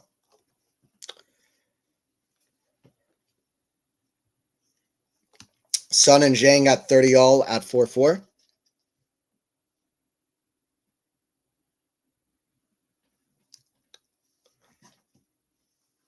Sun with some good serves.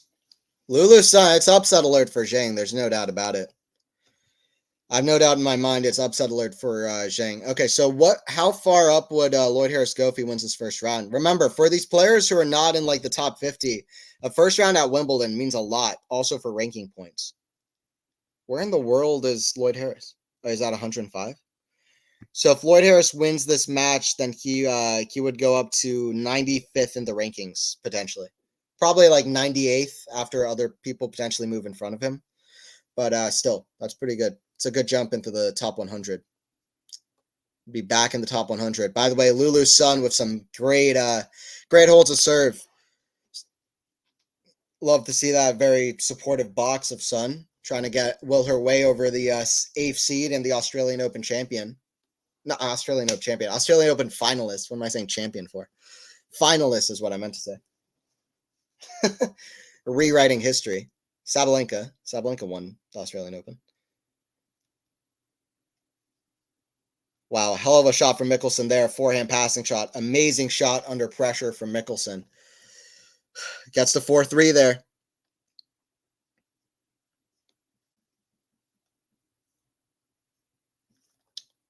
Hey, what's up, Diego? Can you comment about the Bergs versus Casal match, please? Yeah, sure. Yeah, well, let me pull that one up too. Yeah, they're currently in a breaker. Tie break. Yeah, absolutely. 2 sets low down. Listen, Casal is a very talented player. He's an all-court player. I think his game works very well on grass. I think he might just be a little bit inexperienced on the surface. But and Bergs is having good confidence. He had a great win in Roland Garros over Tabilo. I believe it was over Tabilo. Was it Jari or Tabilo? I said Tabilo earlier on stream. I'm hoping it was Tabilo. It might have been Jari, actually. I don't want to mix those two up. Okay, it was Tabilo. I thought it was Tabilo. But yeah, that's kind of what's going on over there. And Berg's trying to come back from 2 sets love down. Very, very solid, great player. He had a great match against Rafa, also on clay a few months ago. He can play really, really strong tennis. So he's one of these guys who he might be in the lower tiers of the tour, but he's always good. And he's not somebody to, scoff at. He's trying to at least push that to a 5th. By the way, Lulu's son 3 points away from taking out Zhang. And Vekic is in a tight 3rd set at 2-1 there. Keep an eye on a few of these matches. How's Raducanu doing as well? One of the biggest names out there right now.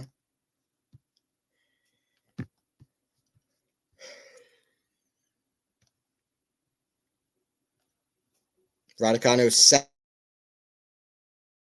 tiebreaker. Oh my god. I wish I could watch that, honestly. No, okay, Zhang could be knocked out. I wasn't fully convinced by Zhang's performance against Siniakova, but I did predict her to reach the quarterfinals just because I had no idea who was going to get through this section. But let's see. She is 2 points away from being knocked out. Big moments here. I'll focus on the Zhang match. What is going on in the Bergs one, though? Because that was now at 3-4 on serve against Bergs. But focusing on the Zhang match real quick, even though there are a few other tiebreakers going on that are interesting. But this is the big one. 8th seed could potentially be knocked out. And once again, we cannot do play-by-play, but we're just focusing on some of the matches going on. And some of the matches that have been going on today.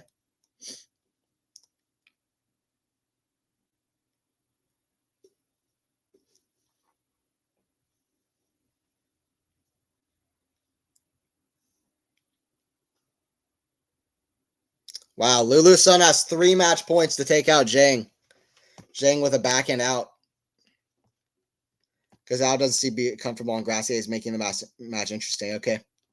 Yeah, it was up 2 sets, but yeah, it's maybe falling apart on him. He's still 3 points away from taking it, but so Bergs is 3 points away at the same time of pushing it to a 5th set. Zhang is not out of the match yet. I wouldn't fully counter out yet, but it is 3 match points for Sun. But I just generally am never that. I never say a match is over till it's over, but I mean, this one looks pretty close. Second serve from Zhang as she's, wow. Lulu's son takes out Zhang in the first real big hit to my draw. Zhang is out of the event in the first round. Australian Open finalist out in the first round of Wimbledon, still trying to figure out the grass courts. That serve is not very strong for the grass, and she can become an unforced error fest. Lulu's son played fantastic. So a very deserved, confident 6-4 in the 3rd victory for Lulu's son over Zhang. Wow. Zhang is out. We've had a few withdrawals, unfortunately, on the women's side. Zhang is the first seed out outside of those withdrawals. So 8th seed Zhang is out. Bergs at 5-4 and a 7-point tiebreaker in the 4th set. Okay, let's go Mickelson. He's at 8-7. A little bit of a comeback in this in this tiebreaker in the 5th. I've been more high on Mickelson and his potential than a lot of people have been. I've given Mickelson some credit and said I think he'll be. I don't know exactly how good he'll be, but I think he'll be good. Is basically what I said. I'm not a guy who bashes Mickelson, and there's some players who I really am not like that with at all. There's some players who I will say if I'm not high on a player, I will say that. There are a few players like that, but Mickelson, I kind of back. Wow, good eye, a great eye there from Lloyd Harris. Mickelson hits this forehand squash shot that goes about 2 inches long, and Harris left it. So a good eye from Harris.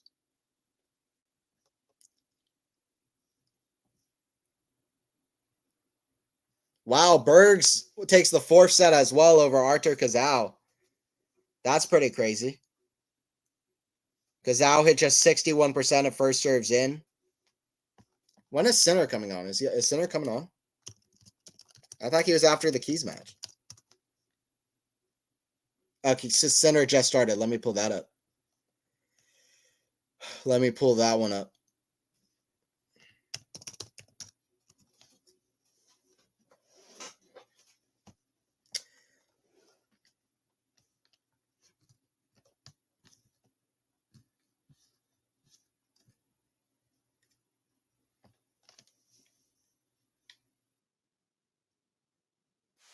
Yannick, back on the Wimbledon grass. Let's go.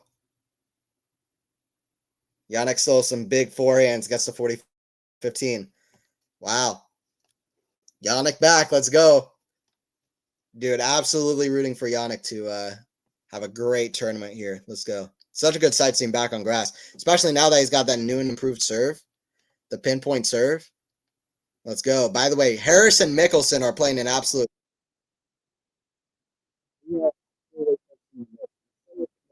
He's going to play for another 2 hours or whatever. Harris and Mickelson are at 9-9 in the fifth set tiebreaker. Just so I know, as we're at this stage, what's the longest tiebreaker in Wimbledon history? Just so I know. It's we're not anywhere close, I'm sure, but just so I know. Oh yeah, well that's right. Okay, so Borg defeated. Wait, hold up. Yeah, Borg and McEnroe went 18-16, but I don't think that's the record. Borg beat Lal 2018 in a tiebreaker. 2018. The record is 2018. Let's see if we got anywhere close. Harris with a match point against Mickelson. Wow. Okay, big moment there in that tiebreak. Hey, how's it going, Juice? Good to have you in the chat. How are you doing? I'm here not with a play-by-play, but we're kind of just watching matches and talking about results of the day. We are not able to do play-by-play this Wimbledon, but we're going to be doing like these daily roundup things instead of that. Mickelson and Harrison, absolute fight. Mickelson fighting well.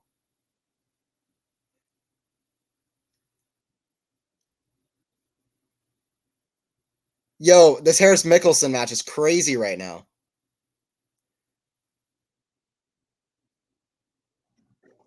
No way that just happened. Lloyd Harris with the most amazing championship point you'll see this whole match point you'll see this whole tournament. Lloyd Harris fell over halfway through that rally. Alex Mickelson, very nice, comes over to the other side of the net.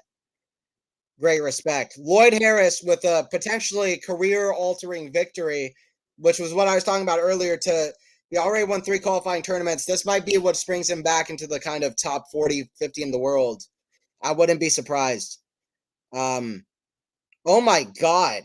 Harris fell over like twice in that rally. And then he had 2 or 3 shots at the end there that were just unbelievable. Somehow kept the balls low. He's high-fiving the crowd.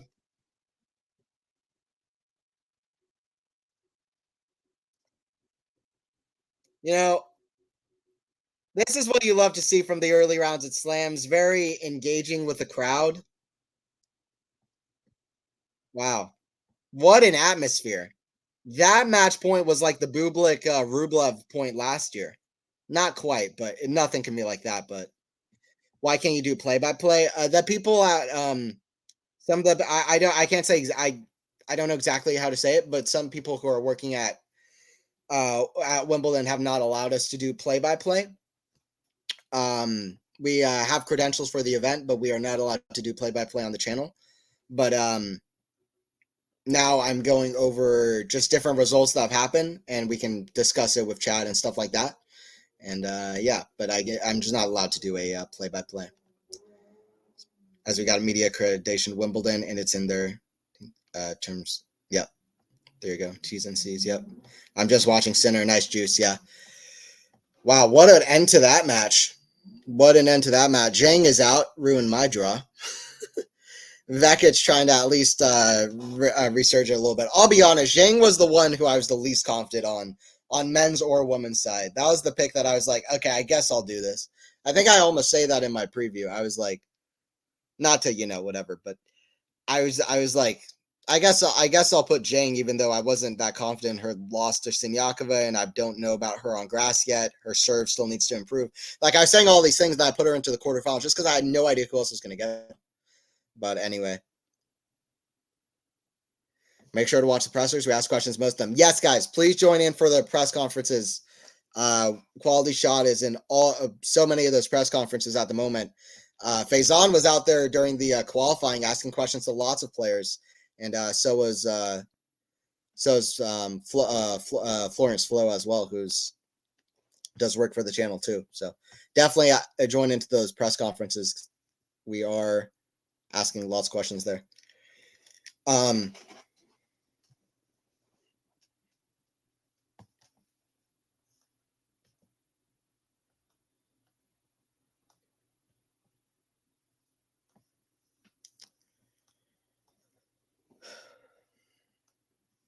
right, we got Sinner.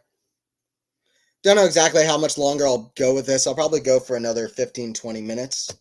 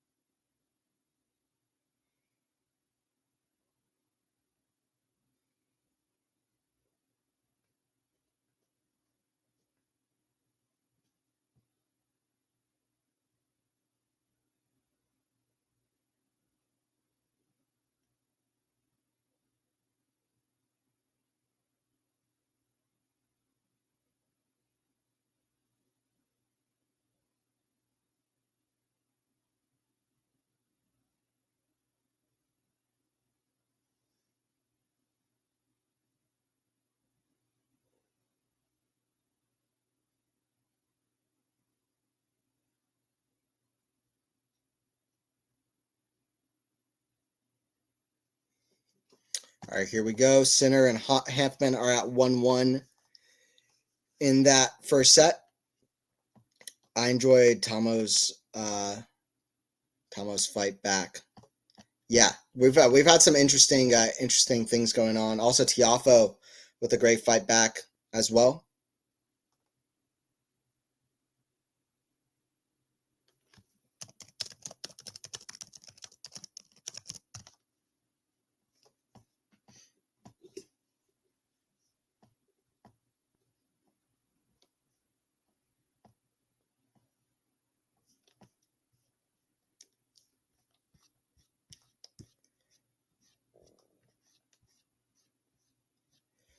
All right, let me scroll up here to the Yannick score. Okay, guys, so we're going to be switching. I'm probably going to head off soon, like I said. David is going to jump on and probably watch the center match and talk with you guys about other stuff going on. But I'm going to hop off soon.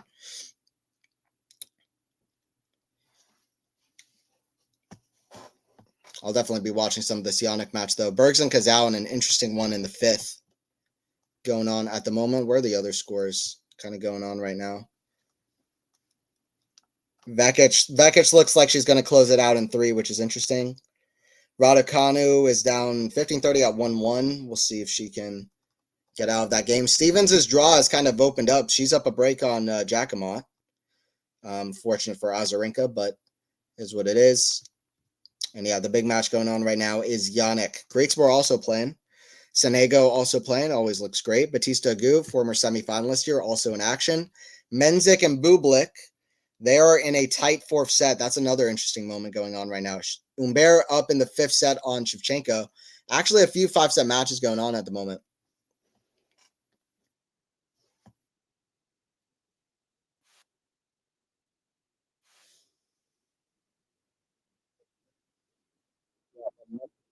Yeah, David is jump on, and then I will jump off. We'll switch between us at some point. As we're gonna do lots of these daily roundups. Hopefully, at some point down the road, we'll do a joint stream with me and David, where we can stay on for longer, both of us, and also other commentators. I'm sure will join in for some of the streams. At least that's the hope. But yeah, 40 love here for Yannick.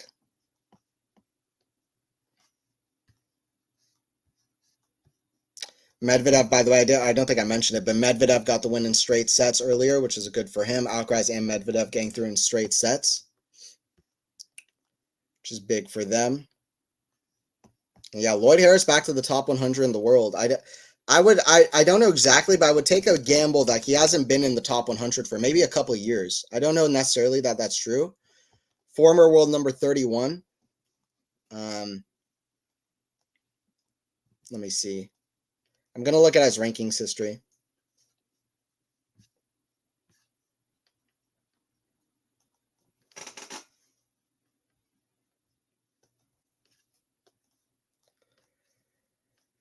Yeah, so his ranking's been okay. So he's been back in the top 100, but is that ATP live ranking site wrong? What is his ranking right now? Maybe he's already in the top 100. That I think the rankings for Lloyd Harris are off. I think he's already in the top 100 this week.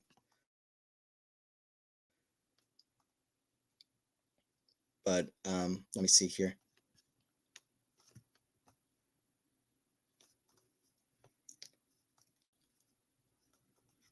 No, okay. So Lloyd Harris was in the top 100 a couple weeks ago. Then he's dropped out of the top 100. He's going to pop back in with his win today. But anyway, that's a good win for him. I haven't really seen his name in a minute. So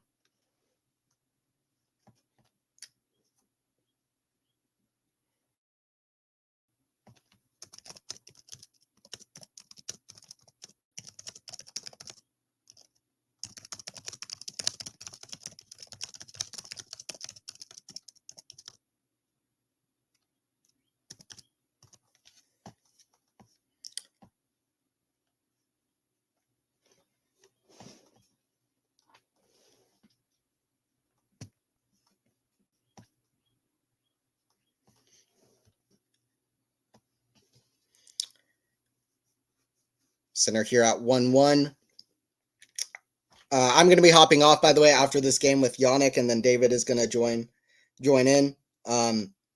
Like I was saying, hopefully at some point, I'm hoping that we can do a joint stream watching the Wimbledon together. But at this point, I think I'm going to hop off and we'll switch between the two. Hopefully you guys have enjoyed this daily roundup. I don't think we've had the most, pivotal results or anything going on while I've been watching, but Zhang got out, and it's been good to at least watch the beginning of Wimbledon. Different stuff going on. And also that match point between Harris and Mickelson was absolutely insane. That's the shot of the day for sure. That match point was crazy. Harris literally diving at times in that match point. I don't know how he won it the way they did.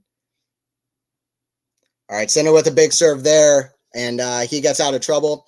All right, guys, I'll see you guys later. Thanks, everybody, for joining in. I'm going to jump off, and then David is going to jump in. All right, I am out in 3, 2. Hey, guys, welcome. Wimbledon's first day. Wimbledon Monday. All the first rounds getting started as well. Yannick Sinner is the world number 1. He's also arguably the favorite for Wimbledon, but it's hard to say with this draw, right? I mean, the Jannik Sinner draw is as brutal as it is just challenging to look at. Even I mean, Berrettini already through the first round, a tough first round opponent in Fucsovics. He just dismantled him in 4. No trouble there, no 5-setters, nothing awkward. Just through to the second round, and Sinner's already got a tough task in his hands for sure. I'll relieve Anthony of his screen sharing duties. There we go. By the way, Hugo Humbert just got a match won in 5 sets against Shevchenko. I had a feeling that one would be tough, but 5 sets, 6-1 in that 5th as well. Very interesting match because won the first set 6-1, dropped the second set 4-6, and then 2 tie breaks which they shared. And then in the 5th, Humbert breadsticked him again. Just very interesting match. Kind of sums Humbert up. He's inconsistent, but when he's there, oh my gosh, I mean, he's just a nightmare to face. Complete nightmare. And who will he play? Second round. Play the winner of that Botic Van de Zandschulp Liam Brody match, which Van de Zandschulp's 2-1 up on.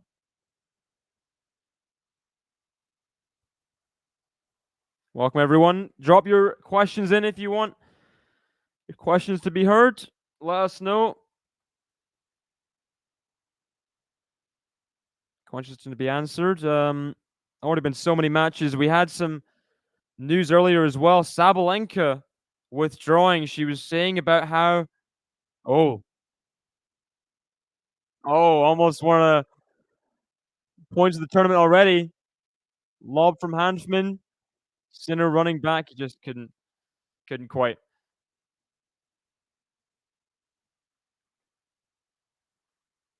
That match is just getting stuck in.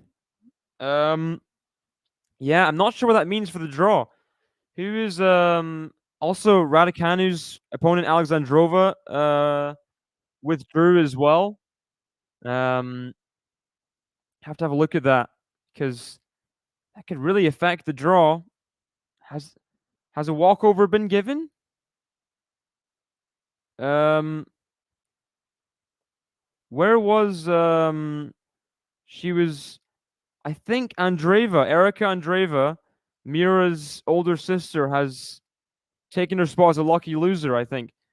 Big chances for the Andreeva sisters in general, both in that section.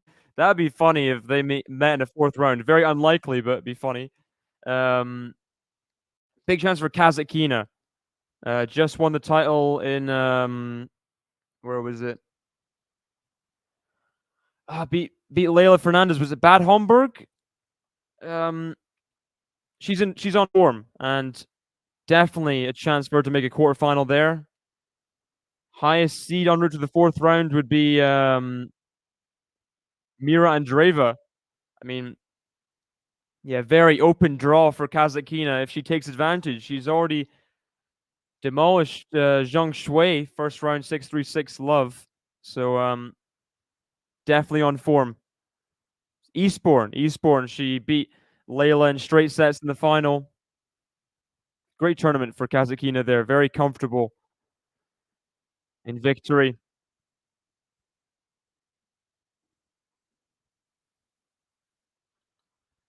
Sinner has a break point, by the way, against Hanfman. 30-40. Zizou Berg's Arthur Kazu. Kazu serving 1-2 in the 5th set. Vukic after in the 5th set as well. Mensik Bublik. Mensik could be pulling an upset there, but Bublik has break point at 4-all, 30-40. Galan Griekspoor 5-all in the 1st set. Well, very interesting matches. Raducanu up a set as well. Can't you take advantage of the lucky loser Zarazua playing instead of Alexandrova? I mean, should be a much easier draw than if Alexandrova was healthy and playing. If you're Emma there, you gotta take advantage. Gotta meet Elise Mertens in the second round. Not an easy second round there. Elise Mertens, but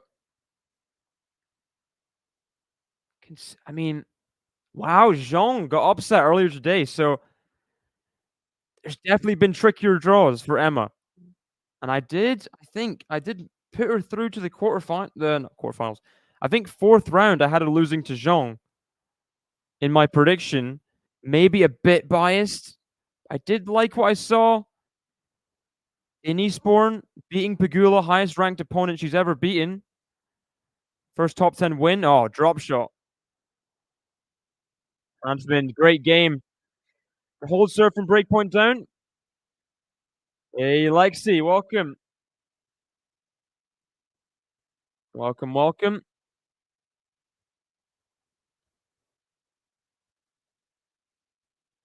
Just want to see if Menzik can hold serve or Bublik can serve for the fourth set to take us to a fifth there. Bublik, someone who you'd think would be on form on the grass. This is his kind of this is his territory, fast surface, but has struggled thus far, but will serve for the fourth set. Will serve 5-4 for the fourth set there to take us to a fifth. A lot of fifth setters. Saw Lloyd Harris beat who was it? Who did he beat? Beat Alex Mickelson from 2 sets to love down, 11-9 in the fifth set tiebreaker. That is cojones right there. And some 5-set opponents in that section. Altmaier getting through 5-set against Arthur. He's British. Arthur Ferry. He'll play Chapo. Chapo, convincing win against Nicholas Jarry. Gotta respect that. Who knows? I mean, Gilgrove's had Chapo as his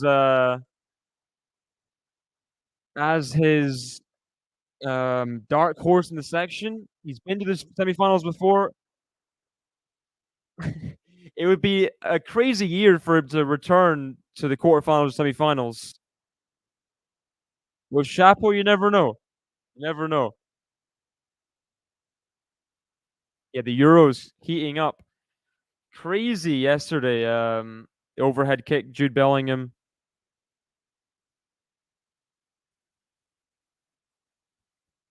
Nice approach play from Bublik. He's 2 points away from the fifth set there. From getting to the fifth set. As Botic van de Zandschulp up a double break on Liam Brody. I thought Liam Brody would have more to offer. He has been not very healthy this year, but Botic van de Zandschulp's been on awful form for a while. But yeah, Van de Zandschulp, can he find some form at Wimbledon? He's got the weapons.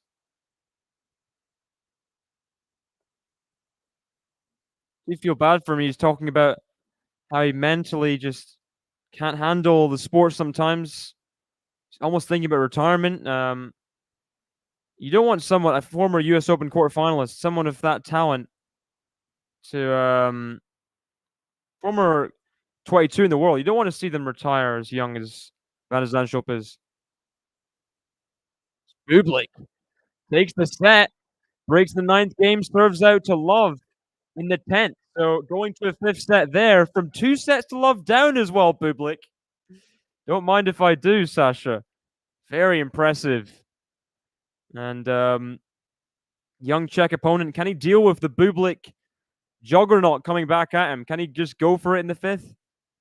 So another question is Bautista Agut takes a 2 sets to love lead over Maximilian Marterer, the German.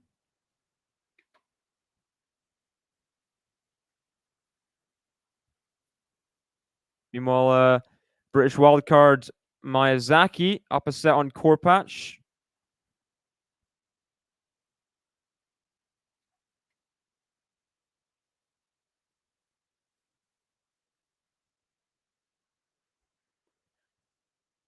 Wow, that's a ridiculous serving set there.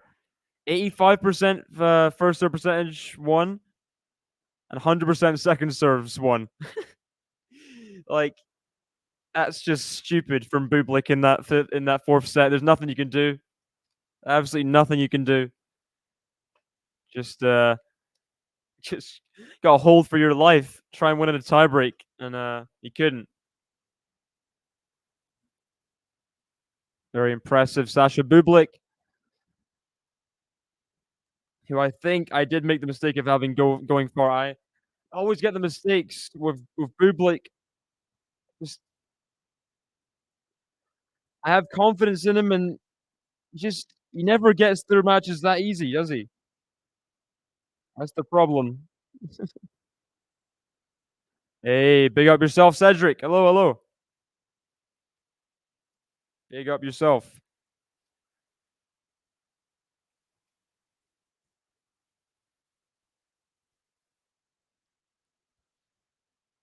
I'm not sure when my made a video, my pre-tournament predictions on for quality shots like Instagram reels and stuff.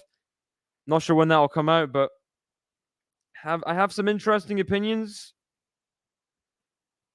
I think Sinner will find a way through to at least the semi-final. I think Berrettini is just a really difficult second round. If he can just make that a simple job, then that's the key to depth in the tournament, in my opinion. Take that, take that form from Halle, and take it here, and just be efficient.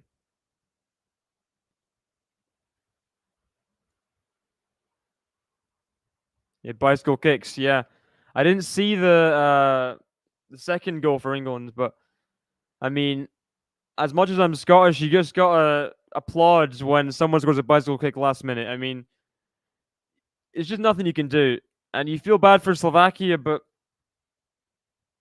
Jude Bellingham was him in that moment, and he found like one of the most ridiculously clutch goals I can think of in a while.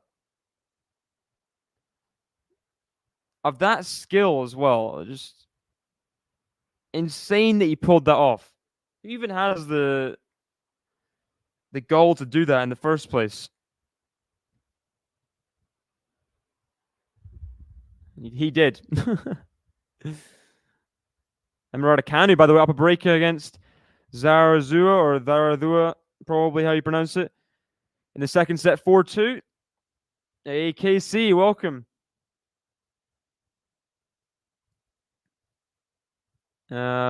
Hey, Snail as well. Welcome, welcome. Yeah, I saw some people outside the stadium after the match. I mean, just you can't leave early for a match as big as that. Just can't do that. Sinner does take the break first set against Hanfman, 4-2 there. Liam Brody trying to break back, but Botic holding him off in the fourth set. That would be good win for Botic, a confidence building win perhaps. He needs that right now. Let me see his record in the year. 12 and 18. It's just poor. And you can see a lot of those wins are qualifiers and some first rounds and Davis Cup and things. It's not been a good year for Botic. And who knows, maybe this could be his time just to get a couple wins on the board. Humbert is coming off a 5-setter if he gets through this match against Liam Brody, so could be the chance for a third round here for Botic if he cleans up the fourth set, which he looks like he's doing, up 4-love now. So held serve at 3-love. Definitely in a dominant position.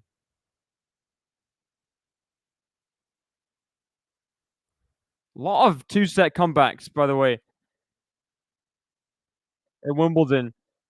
Jordan Thompson as well. 5-7, 5-7, 6-4, 6-4, 6-4.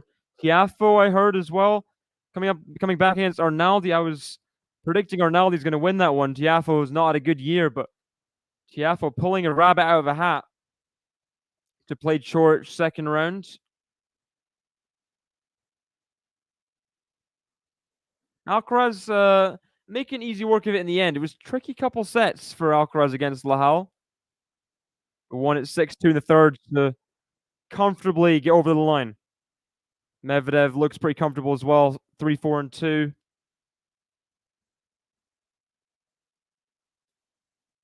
And maybe a surprise to some people, but if you've been watching the grass season in general, Manarino has not been good.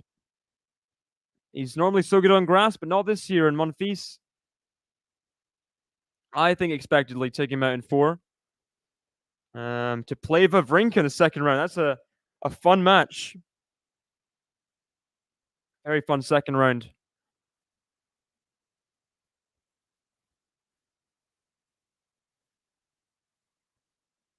Yes, Zizou Bergs had a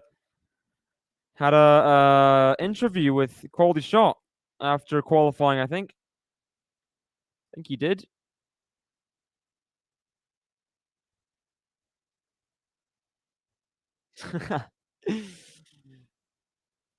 In fact, I'm just watching Greek Sport Galan in the tiebreak. Greeks were up 4-2.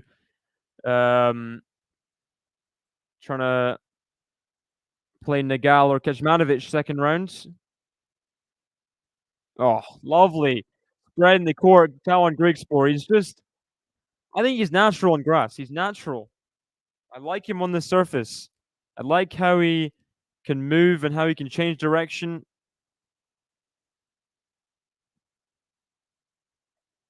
I do think he'll be Sinner's third round opponent.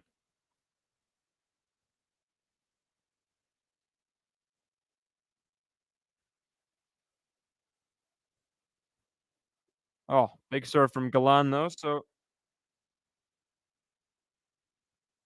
the Colombian not done yet, but I think Greece will wrap that one up. Looking at other matches, Raducanu 1 game away from the match against the Ardua. Sloane Stevens up a set, almost a break on Jacques Mo.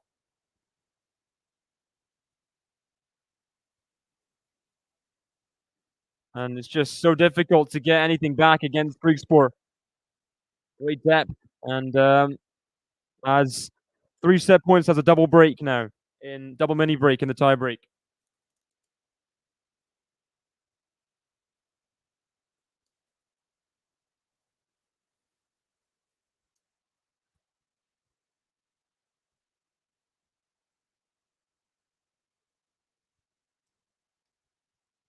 See if he wraps the set up. Doesn't the first time of asking.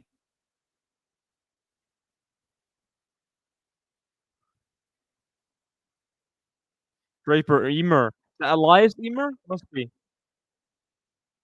As Greek Sport does take the set.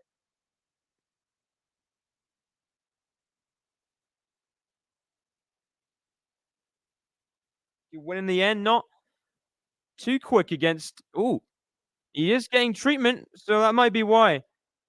Greek Sport 49-minute set, having some treatment with his physio. Looks like some ab things, maybe a little bit of I'm not sure. Might be precautionary, but in between sets, couple minutes, you can do that kind of thing. Might as well, right? If you have some time, doesn't count as a medical timeout, does it?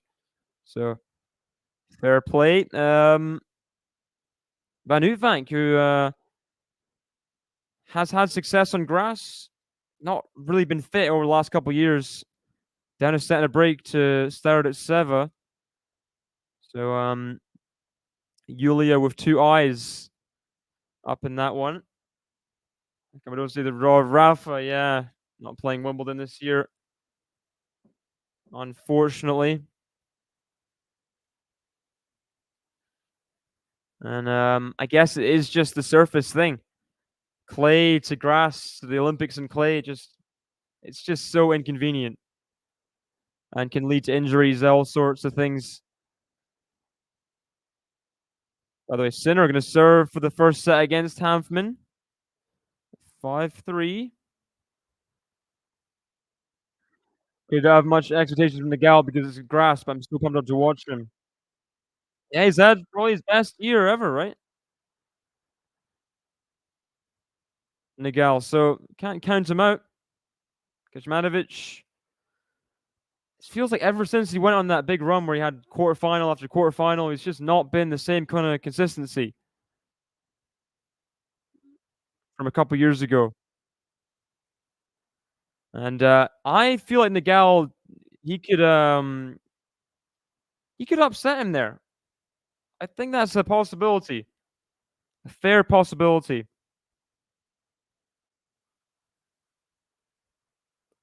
Federer 2003-6 in 2017.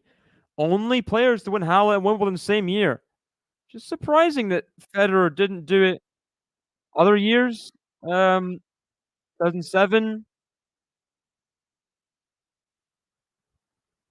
I think 2012. Yeah. Guess must have played Halle less in the lead-ups. Looks like Sinner's going to have set points. Yeah, 2 set points for Sinner. Wrap up the first set pretty quickly over Hanfman. Boating on Zanshop up 5-1 on Liam Brody now. Often has the early break in the 5th set over Vukic. Raducanu has match point on Varadua. Crowd loving it. Could see a Nagel in 5 there. Definitely. Crowd getting behind Emma. Wow. Definitely a more open draw. Got to take advantage if you're Emma Raducanu. Second serve, match point. Sinner wraps up the first set.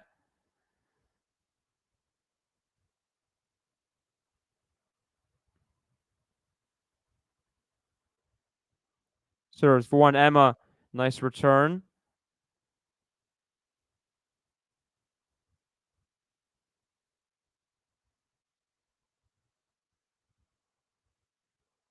Just playing safe, Emma. Just getting it back in the court. Not really doing a lot of damage. And puts the 4-1 into the net. So, Varadua down just 1 break. Holds match point. There's David Beckham in the crowd. Can she hold the game to force Emma to serve out at 5-3 is now the question. Yeah, me too. Me too.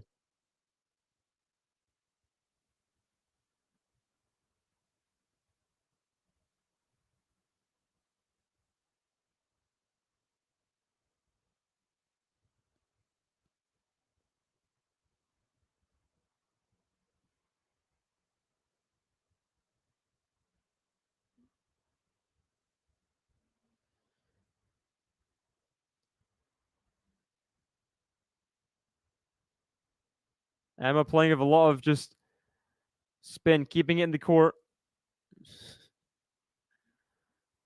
Not taking any big risks. There's a bad drop shot from Emma. So looks like that match will still have some legs to it.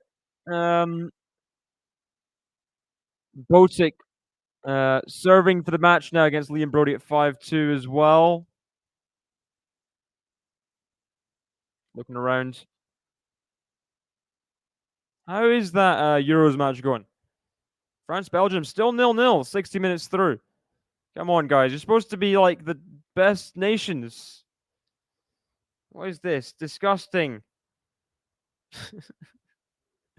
Score some goals, please. Tommy Paul, Queen's champion. Already have a break on Pedro Martinez first set. When's twin Reba playing? I'd like to have a look at the draw. So the order of play quickly. Don't know if it's today or not. Looks like after Emma plays, Dollarhide Gauff will be on that court. Sinner's the last man on. Ooh, it's interesting that I don't know about the court assignments, but Sinner will number 1 not on center court. But I guess if they think if they thought Alcaraz Lahal would be a more tight match, I guess it's a decision.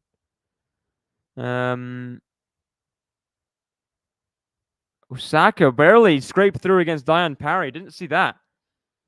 6-1, 1-6, 6-4. I thought it would be tricky, but Diane Parry breadsticking Naomi Osaka is definitely a score that you wouldn't predict. Yeah. Same with Zhang getting upset first round against a New Zealand player as well. 123 in the world, her opponent, who beat Zhang. Very, very surprising upset, but not for any upset. And Rude avoiding the upset first round, beating Bolt in straight sets. Of course, does not like grass. Lost second round last year. Let's see, can he get one step further?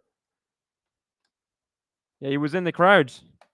He's everywhere, Beckham, isn't he? Everywhere.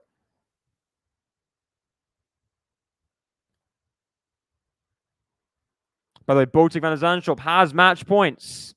3 of them against Liam Brody, who did beat Rude last year. Could this be the start of something good for Botic finally in the year? Some good form.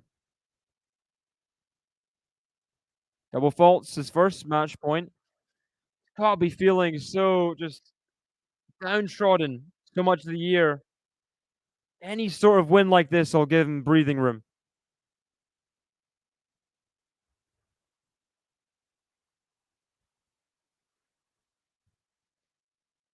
And that's returns long. Van der Zandschulp wins in 4 against Liam Brody.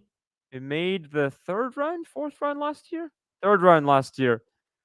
Beating Casper Ruud. That was like his first top 10 win, right? Going to the top 100 as well. That was a very good win. But he just couldn't back up this year. I mean, injuries have been awful for Liam Brody.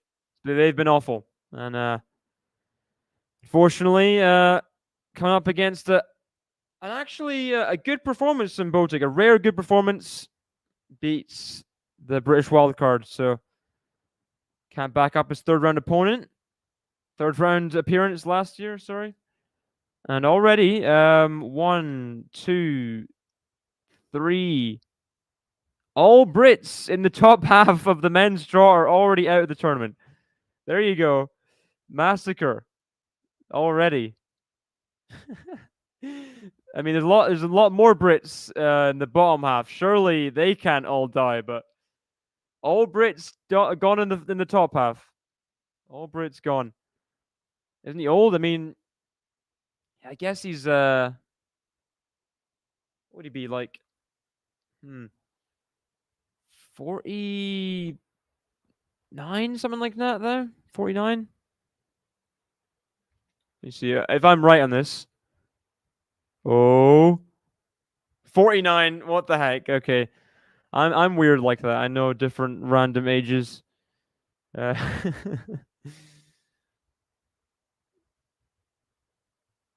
Yeah, fair. France they beat Austria, but it's only 1-0, and they drew against Poland as well. I mean, that Poland match should have been just a chance to wrap up the group stage in style. Poland, bottom of the group, and they drew against them. It's not really good enough for a France team that were joint favorites coming into the tournament, right? We can all agree, joint favorites, France.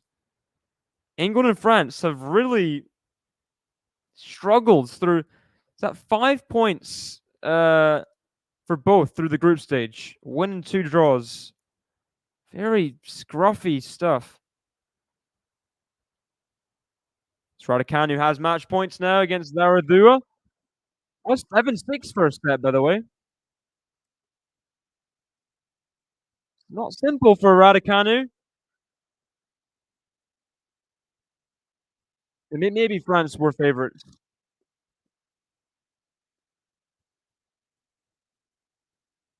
Squad England had, though. I mean, players they have at their disposal, they gotta be up there. Gotta be up there. Hour and 56 minutes. Raducanu's second match point, this time on serve. Has 40 love as well. Surely gonna wrap it up. Ooh, drop shot looks decent. And the slice is long from Zaradua. So Raducanu through the first round. Zaradua made it difficult for her. You gotta say, tiebreak in that first set, but to get her in straight, Emma Raducanu will play is it Elise Mertens second round? Was it? I think it was. Yeah, Elise Mertens second round. Not easy second round, but did bagel her in the tiebreak at least, Emma Raducanu. So there's that. Once you go to the tiebreak, there wasn't a competition, but still, dodgy looking tiebreak there, in my opinion. But to be fair, there is a higher ranked opponent. And Raducanu is I don't even know 200 something in the world. 135 now, so not much higher. There are the 98 in the world. So let's see, can Emma scramble her way to the top 100 in this tournament? That would be a start, right? Back from injuries, back from troubles. That would be good. Elise Burns, tough second round opponent, not going to be easy. Miyazaki, a double break on Korpatch. Korpatch, decent player. Second round last year's won a title before. Miyazaki's can always been out to the top 100 if I remember correctly.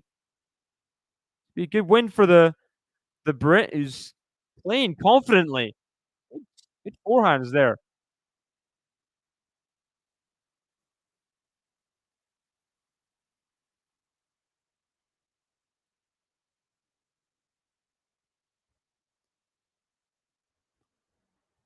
Meanwhile, Tommy Paul's wrapped up the first set. Offner still up a break in the fifth against Vukic. Artur Kazu, 3-4, 40-15 over Zizou Bergs in the fifth set. Bublik up a break against Menzik, 3-2 in the fifth set. Sonic up a set on Navone, 5-all, 40-15. Also Virtanen serving for the set against the... What did he make the final of? Eastbourne finalist Max Purcell. So the Finn getting off to a good start there against someone who's very good on grass, Max Purcell. Good volleyer, good server, good serve and volleyer, good doubles player. That helps as well at net. That would be a good win for Virtanen.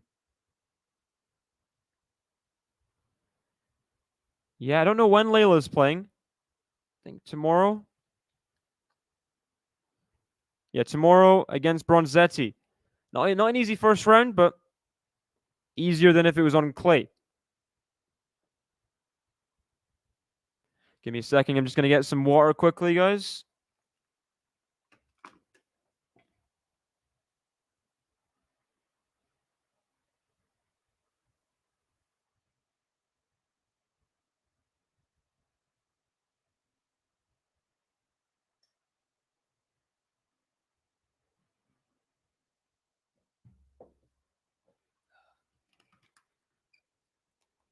Oh. So, Kecmanovic, chance for double break early against Sumit Nagal in this first set. Sinner has got the early break over Hanfman as well.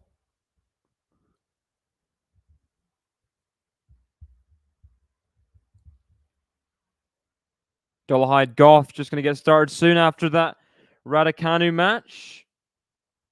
Who are rooting for to win the Euros. Sorry, I didn't read this message. Tough question for me to answer. Who's even left in the tournament? Wish you could just give me a bracket somewhere. I'd love visual brackets are my thing. Just seeing everything out there. Okay, Spain, Germany, Portugal, Slovenia, France, Belgium, Romania, Netherlands, Austria, Turkey, England, Switzerland. I want Austria to win. I'd like Austria, Netherlands to win. Probably not going to happen though. Especially in Austria. Netherlands, I could see getting out that bottom half if they are playing well. It's a nice draw for them. I think that someone like Germany will get through the top half. I like how they're playing. I think they'll beat Spain. They just seem so confident. The way they're playing in general, they had that blip against Switzerland, but it didn't mean anything because they won the previous 2 matches. So 7 points from 9 is good in my books. You don't need to get wins every match. I just think they'll have enough. France, Belgium. I'm not convinced by Portugal either. I think this is Germany's time. It's Germany's time. I hope it's a Germany-Netherlands final or something like that. That would be fun. Something like that. A rematch of all those classic Euros matches. Cruyff back in the day, West Germany, Netherlands.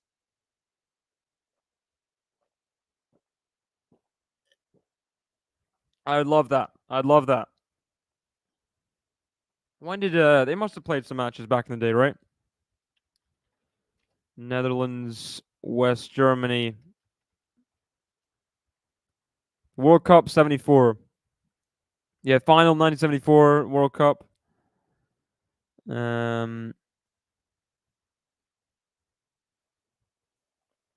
Yeah, a classic match. Hey MJ. Yeah, like Fazan said, media accreditation, we have to kind of make some adjustments.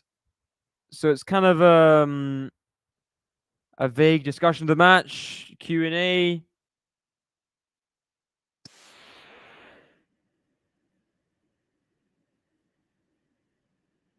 For the Brit. He looked to be playing pretty well. From what I saw, 4 hands, looking very good on the court. Very loose. And plays Kazakhstan second round. Not an easy second round opponent there. Someone who just won the title in Eastbourne. That's her second ever Grand Slam draw win. Miyazaki winning US Open first round last year. First ever win at Wimbledon. So congratulations to Miyazaki, who definitely she beats Kazakhstan, but she's earned herself some more wild cards in the future at Wimbledon. If you win a match, that kind of you've kind of earned your keep as a wild card, I think. Hey Sean, welcome. In one of the phase, even though they're playing pre-tournament, even with Southgate, all the things with him leaving after the tournament, they're still favorites. Still favorites. Meanwhile, Sebastian Offner serving for the match against Vukic in the 5th set. He was 2 sets to 1 down. That would be some win for Offner, who made the final. Is that the final in Mallorca? Offner made? I think it was the final in Mallorca. Losing to Bio, yeah. not a very difficult draw to get there, but you can only shout out Paul Jubb for that. Taking out Shelton. I mean, New York has never been the hardest draw, but getting to a grass final, definitely building up his repertoire, his versatility on surfaces. To back it up in this first round of Wimbledon would be pretty big for Offner, I think. See if he can do it from 2 sets to 1 down.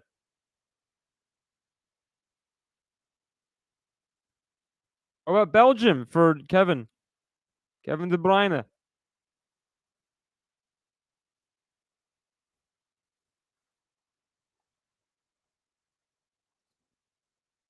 It is funny. You see that on a lot of stat boards. You just see if they're outside the top 100 for a large period of time, they will not play a grass match for years because they'll be playing challengers on clay during June, during grass season.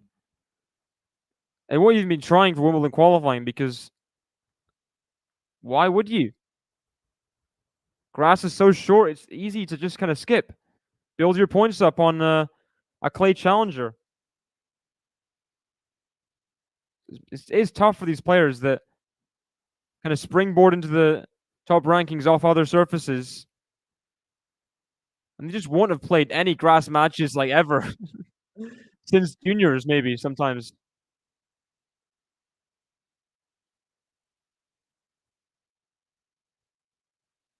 Meanwhile, Bublik, wow, double break in the 5th set.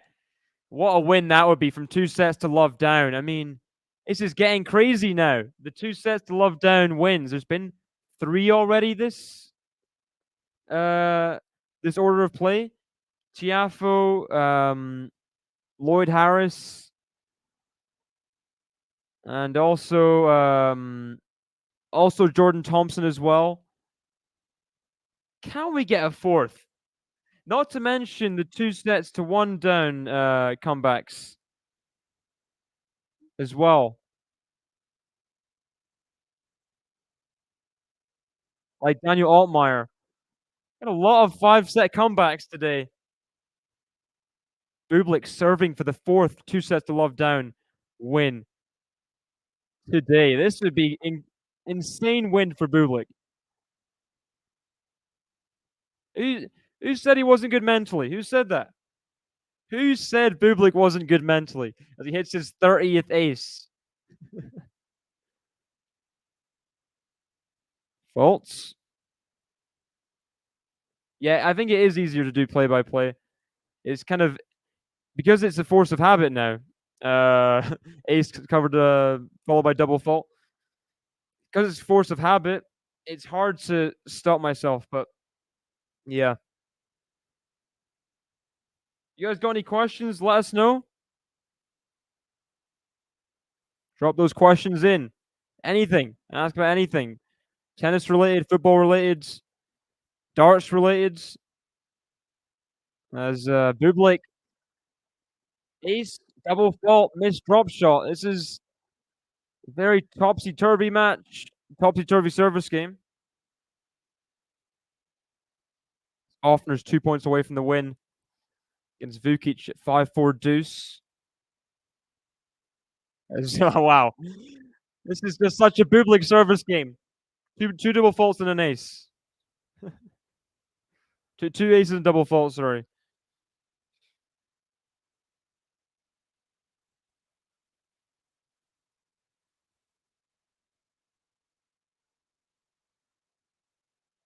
Back-to-back aces. 3 aces, a double fault, a missed drop shot for another 2 sets to love down win. Sasha Bublik. This would be good. This would be some comeback. And look at that reaction from Bublik. Double break in that 5th set. What a match he's played there. And you gotta respect Jakub Mensik there. He's gotta be just so done, frustrated, losing from 2 sets up, but Takes Bublik's hand, takes the loss. Wow. What a win for Bublik. What a win. 4th of the day already. I mean, you gotta be joking at this point. Not to mention the other 2-1 down comeback. This was Wimbledon's already delivering. Oh, good return from Sinner.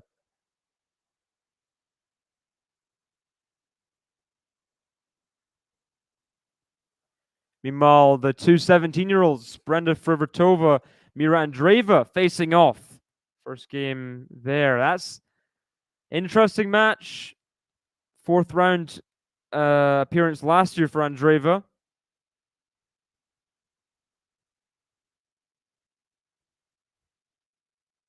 Really where she kind of made her name, along with that little run in Madrid as well last year.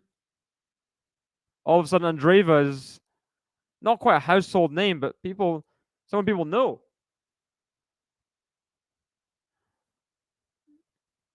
Very unexpected 4th round run there last year. Hanfman does hold serve. Tommy Polapa breaking the second set over Pedro Martinez now is, I think, no, I'm mistaken. Wow, Vukic breaks back. Offner serving at 5-4 for the match in the 5th set. Vukic now 5-all. Also, Sonegos wrapped up the second set over Navone. Zizou Bergs held serve. Kazu going to serve to take us to a tie break in the 5th set. Super tie break coming up there potentially. So many great matches. That would be 2-1 down win for Offner if he was to win. So many comebacks today. So many epic matches, 5th setters. And if Zizou Bergs was to win, it would be a 5th. It would be a 5th 2-love down comeback. I mean, that's a joke.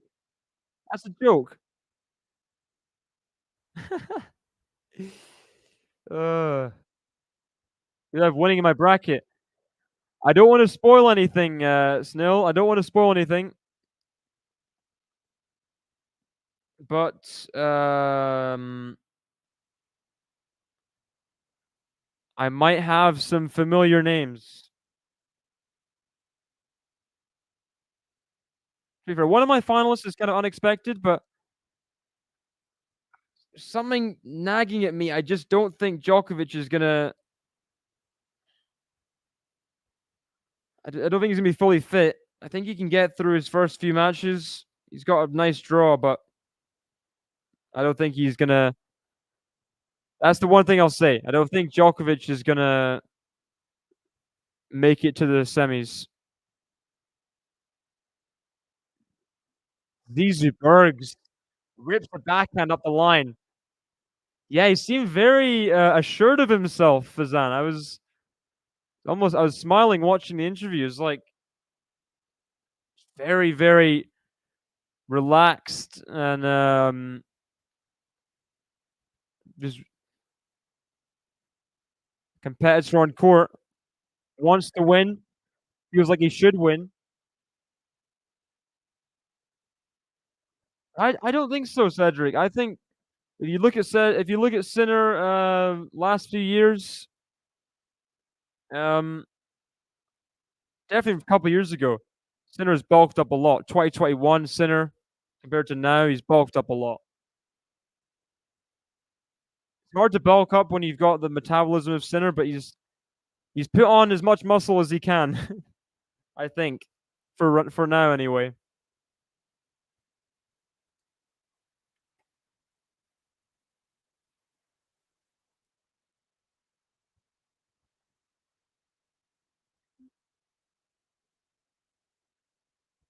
Ooh, Zizou Bergs just about returned back.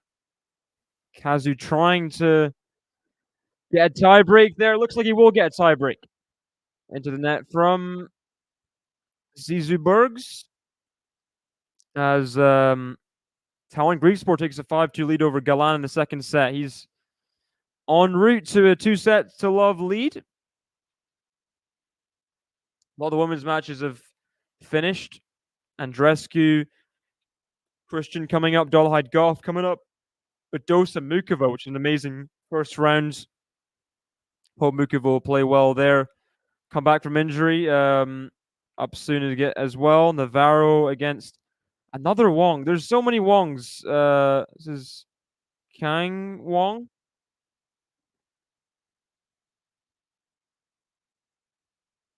I mean Navarro, the other billionaire daughter playing there. Offner looks like he will get to that tie break as well. 2 super tie breaks at the same time potentially. I mean, come on.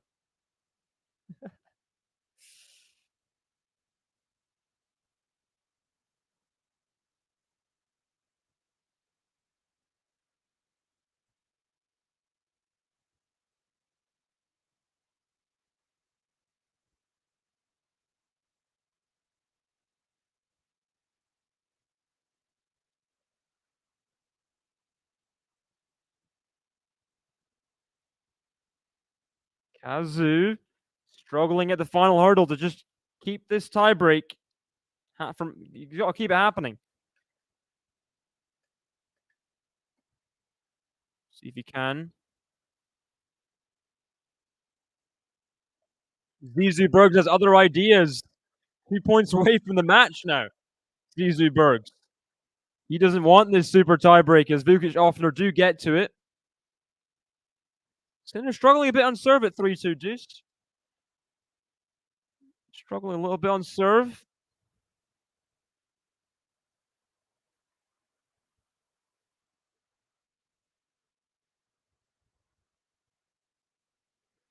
Just about getting away with that missed return there. Trying to find there.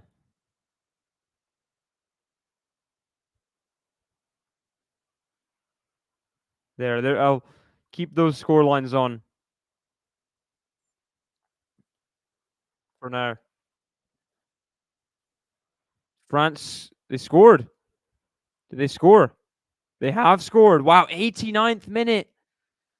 Oh, brutal for Belgium. That's brutal for Belgium. Oh, oh, insane return from Yannick Hanfman. How has he found that return? That's just some of the things he was doing last year when he was beating the likes of Rublev, Fritz, all these top 10 players. That is a mental backhand return.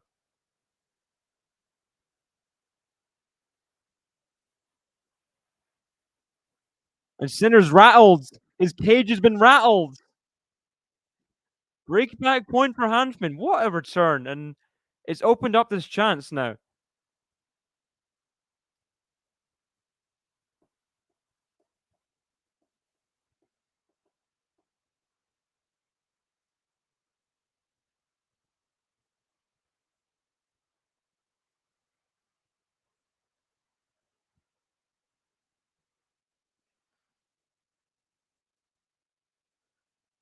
I was hitting ace on break point though, Sinner. So not done yet.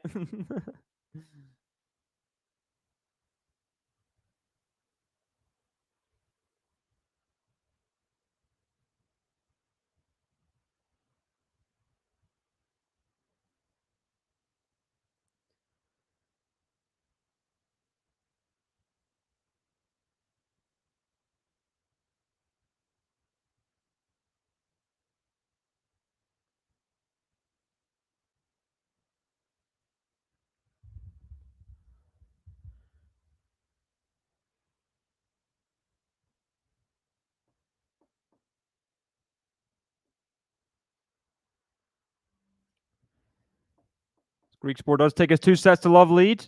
Kecmanovic is going to serve for the set against Nagal as well. Cirstea, a game away from beating Sone Cartal in the first set. Not sure how to pronounce. She's Turkish descent. I don't know how to pronounce her name. Sorry. Vukic. Ooh, Vukic up 4-2 in the tiebreak. And Zizou Bergs will just not let Kazu get to this fifth set breaker. He just will not let it happen. We were at like a fifth deuce or something.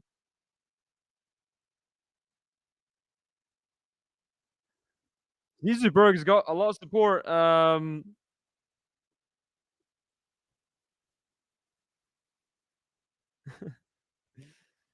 Getting a lot of support from the crowd. Just like he did in France as well, in Paris, French Open. I guess that might also be the Zizou connection in France. How's he getting his fair share? There's a little battle there. Arthur Zizou. The crowd battling it out.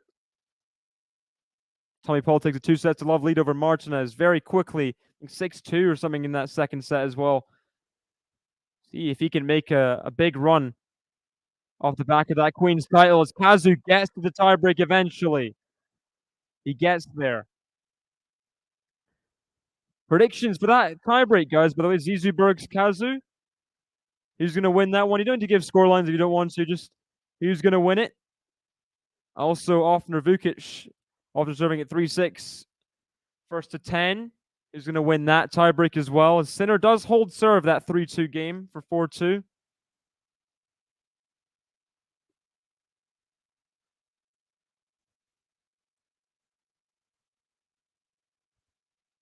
Oh.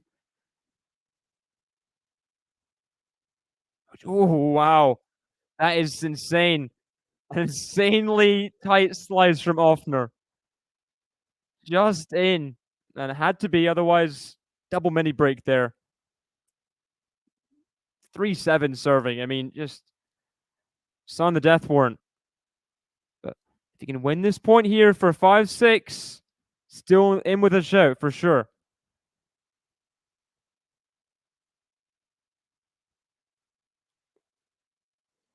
Oh, wilds from Vukic. So Vukic still up the mini break, but just 6-5. Just 6-5. Virtanen, by the way, up a break on Purcell, second set. Great start for Virtanen against the Eastbourne finalists last week. Lost to Fritz in the final. The Finn is taking him down to Chinatown right now. Very impressive start from Otto. Otto of Virtanen Hightower. Vukic does get to a 7-5 lead. At the change of ends, he's 3 points away from wrapping up the match. He was 2-1 up and dragged to this fifth set breaker. It would feel so good if he just wrap it up. It would feel amazing for him. The Aussie Croat? I'm not sure.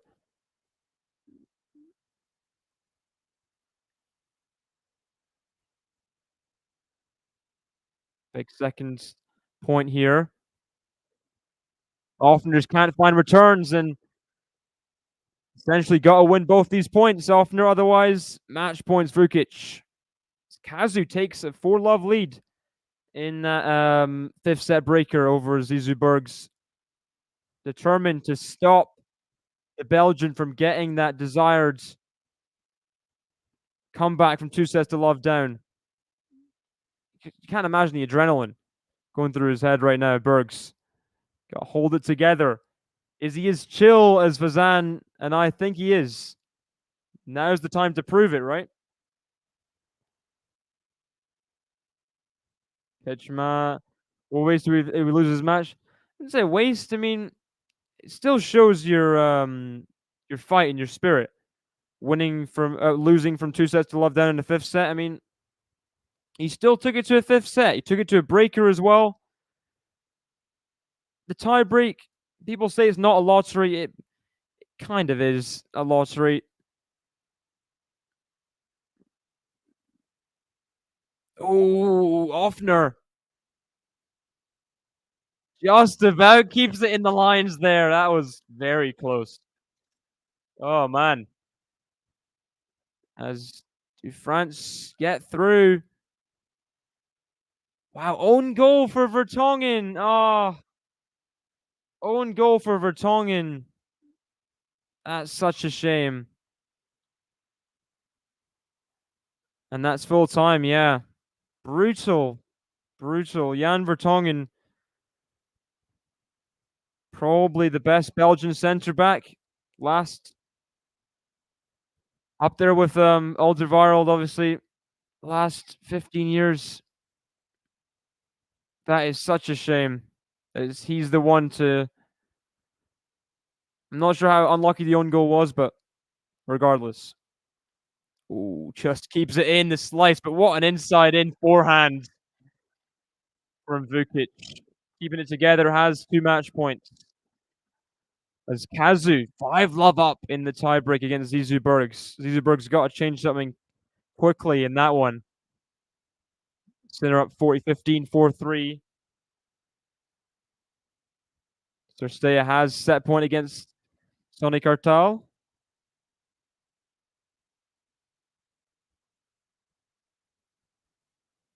Yeah, it's not going great for him thus far, but these can be changed around, these 10-point tiebreaks, but I think 6-love would be too much. 5-love right now is not too bad, but great match point save by Offner. It looks like it's going to rain. They got to finish this match quickly because, oh gosh, if they have to stop the match, if they stop the match at 9-all or something, I don't even know. The drama, the high drama there would just be too much to take.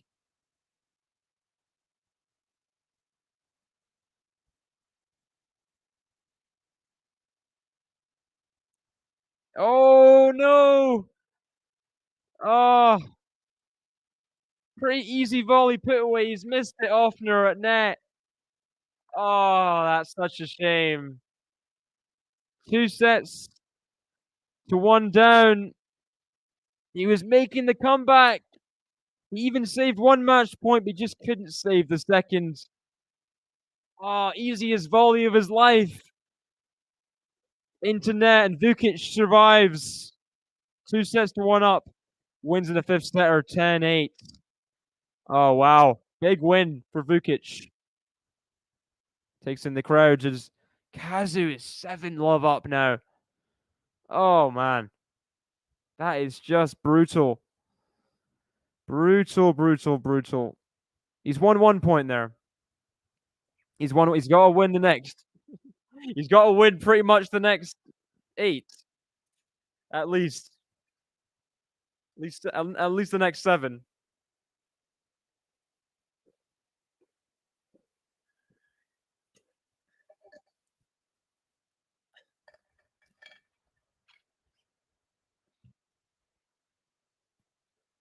Very, very tall task now. Sonigo, by the way, up a break against Navoni. 3rd set, up 2-love already. Also, Vertonghen going to serve for the 2nd set. 5-2 over Purcell. Very impressive. Purcell's a big server as well. Bergs just about surviving. Wins both points on serve. I think it's 3 mini breaks. He's behind.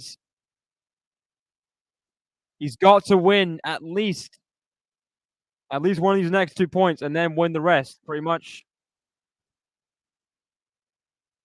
Minimum one of these 2 points. Gauff gets the early break over Dollarhide first game. Good return. Oh, it's just a bit wild, though. Great return, but adrenaline. Bergs can't keep the forehand in. 8-2. Tie breaks and pens take the fun out of previous regular time. But nothing. I mean, penalty shootouts are like it's the consequences of a draw. In my eyes, you played for a draw, you get a draw, you get the lucky dip of a penalty shootout. Kazu needed that double fault from the Bergs needed that double fault from Kazu. So just the two mini breaks now. I think.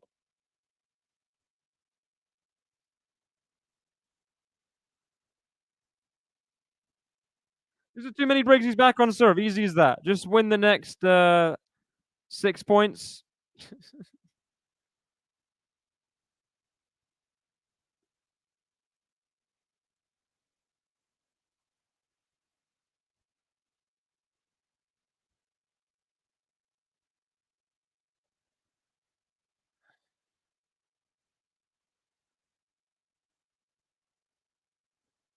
Berg's still alive, just about. By the skin of his teeth. Vertanen takes a 2-sets-to-love lead over Purcell.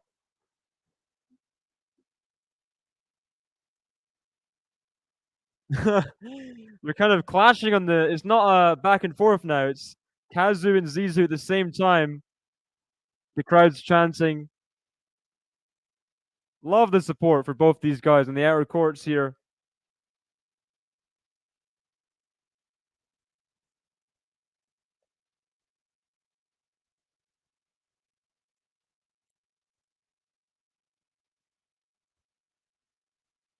Gotta win this point, Bergs, otherwise. Match points. Does win it. Putting the pressure on Kazu now. I mean, it's still 8-5. It's still 8-5. Let's just say that. But could be still an insane comeback. 7-love down he was. He's got to win. I mean, both points to avoid match points. Quite simply. But, yeah.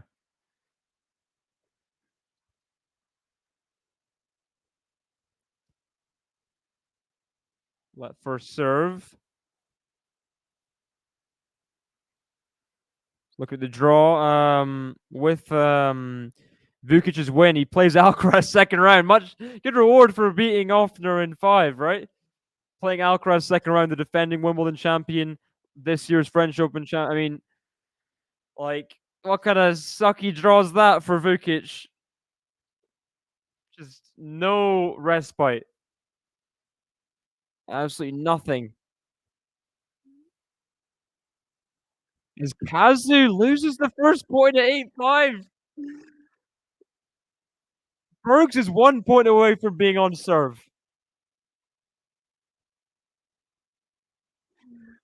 Sinner has set points, by the way, for a 2-sets-to-love lead.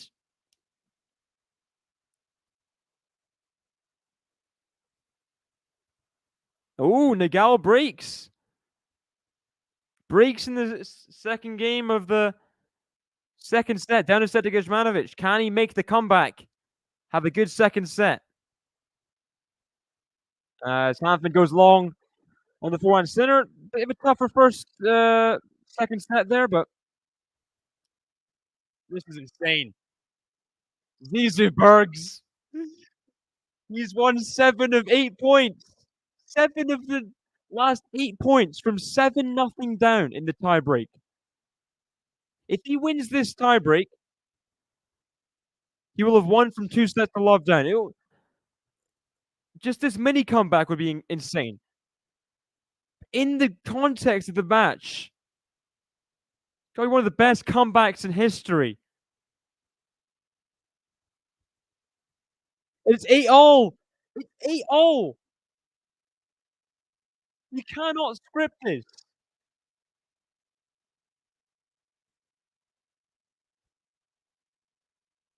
You could have match point this next point. 8-all. Literally. Oh, that's so good from Kazu, though. Serve and volley, Zizou Bergs. Kazu rips it up the line. So he'll be the first to match point. If Kazu takes this out now,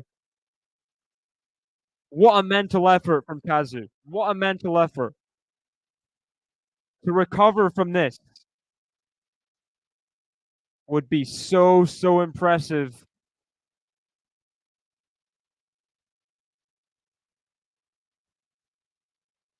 All it takes is one big serve.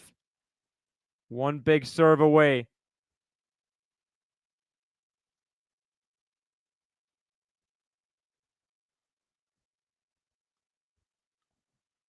And look at that. Returned into the net. Zizou Bergs did all he could in the tiebreak. 2 sets to love down. He couldn't wrap up the comeback. And a very nice hug at net there. A lot of respect between these two. You've got to be gutted if you're Zizou Bergs. That would have been one of the best comebacks in Wimbledon history, quite simply. 2 sets to love down from love 7 down in the tiebreak. He'd won 8 of 9 points from love 7 down to 8-8. He just couldn't do it. Incredible return from Kazu 8-all. Maybe Zizou Berg's just a bit nervous going serve and volley. Yeah, shout out to to Kazu there. Keeping his nerve after double faulting, struggling when Zizou Berg was coming back at him. He was struggling quite simply in that tiebreak before clutching up on that 8-all point. So clutch. Gotta respect that. Gotta respect that.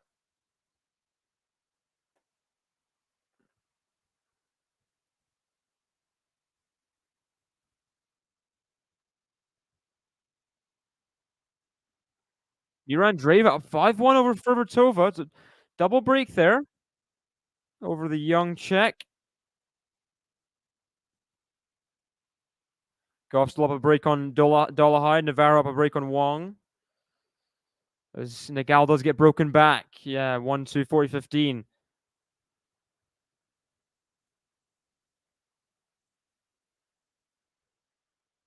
Sinner slipping a lot.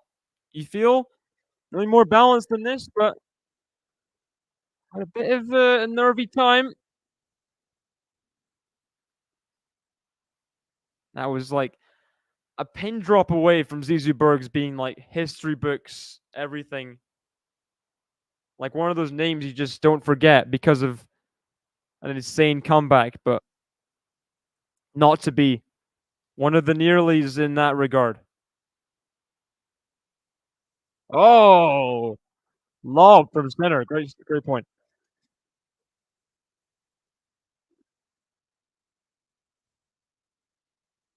BB Andreescu serving a 1-2 against Jacqueline Christian, the Romanian.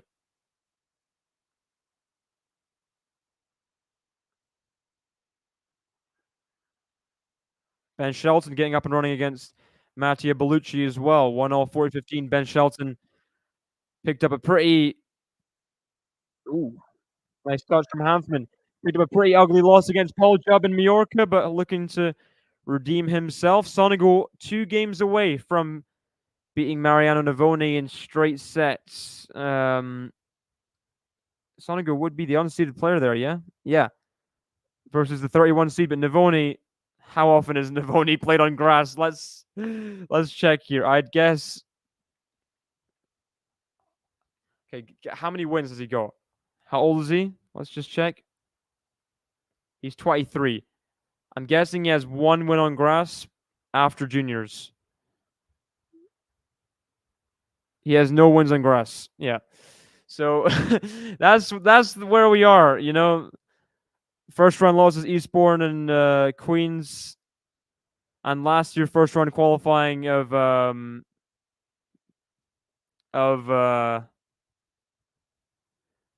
that be Halle or Wimbledon, one of the two. But yeah, Not surprising that Sonego, the more comfortable of the two, more experienced of the two. He's not a grass genius, but he's made fourth rounds here before, I think. I think he has, Sonego. Was it fourth round versus third round versus Nadal, wasn't it? Third on Nadal. Was it last year? The year before? Wimbledon? Try won against Nadal? When did he lose against Nadal? Because he had that. There was the big feud, if you guys remember.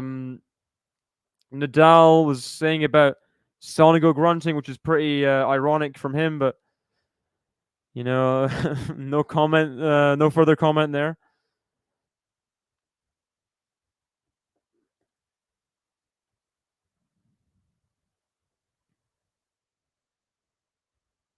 Only having the same problem as Nadal, just yeah, no grass experience. Yeah, no grass experience really.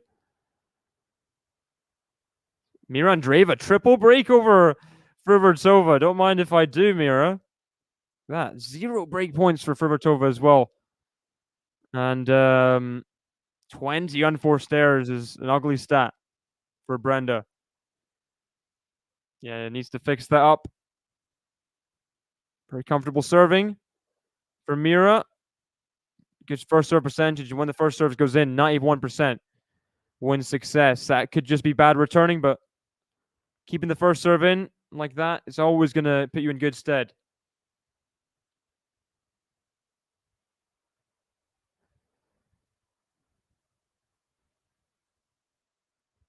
Wondering when the draw for... I think the draw is already out for tomorrow's action.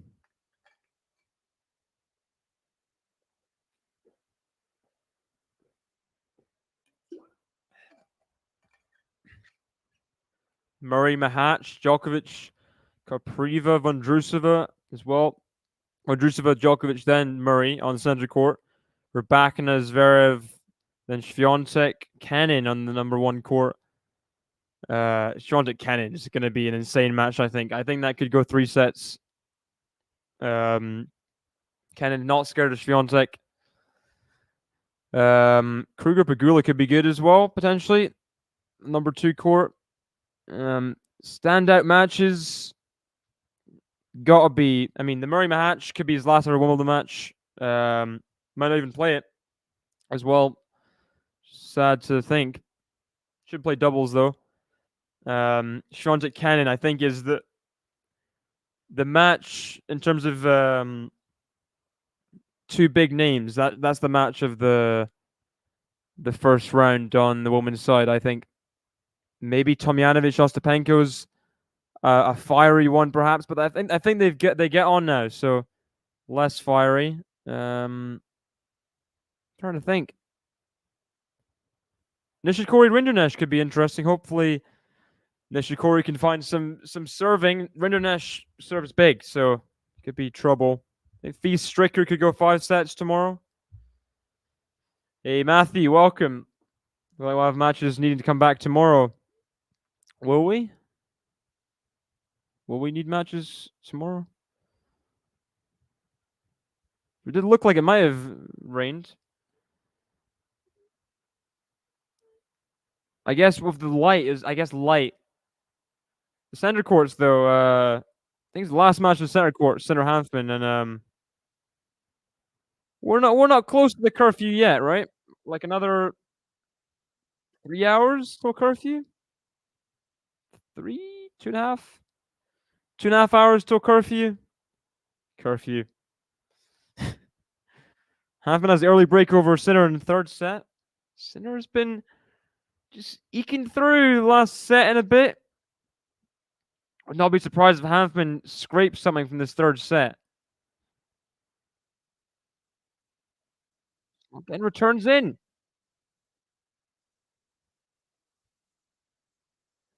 Yeah, I just frustrates me. I don't understand how the grass can look so destroyed so quickly. How is it possible? There's a good return. Just for 30-15. Griekspoor up 2-11. Galan serving at 3-4 in the third set. Galan having a better set in the second. Taking us deep.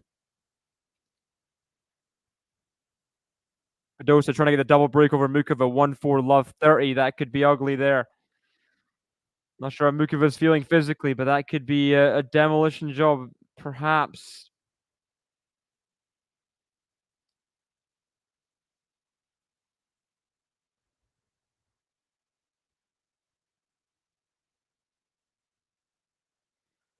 Unfortunately, I have to go in a few minutes. You guys have any questions? Please drop them in the chat. I'll answer as many questions as I can. Just quick fire. Drop them in about Wimbledon, about anything. Do you have any questions? Gauff has breakpoint for double break over Dollarhide.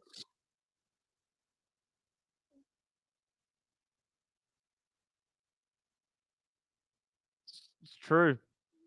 It's true.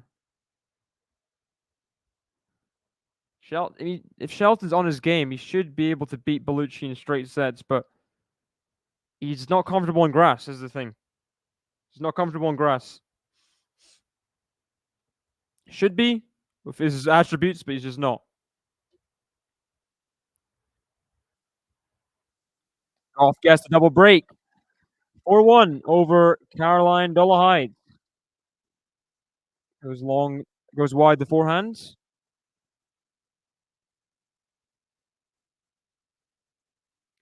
Also, Virtanen. I think Purcell was up a break in the third set now. Also up a break 3-2, up 2-love on Purcell. That would be an upset of the first round, you'd say.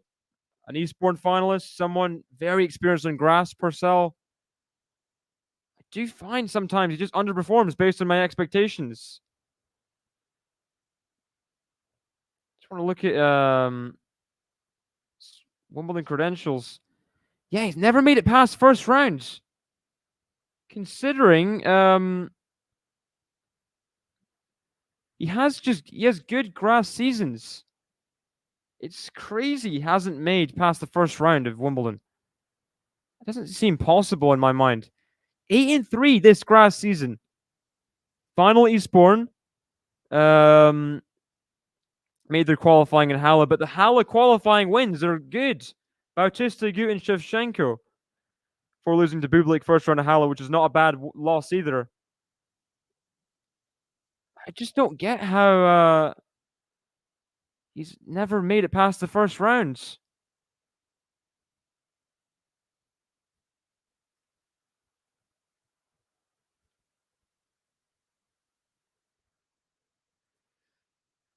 Seems to have the attributes, but just doesn't quite deliver. Sonigo, by the way, up a game away from beating Mariano Navoni. Straight sets. Navoni serving at 3-5. Drop some questions in. Gonna leave in a few minutes, but if you drop some questions in, I will not leave if you guys have a question to be asked. Let me know. Quick fire questions if you got any.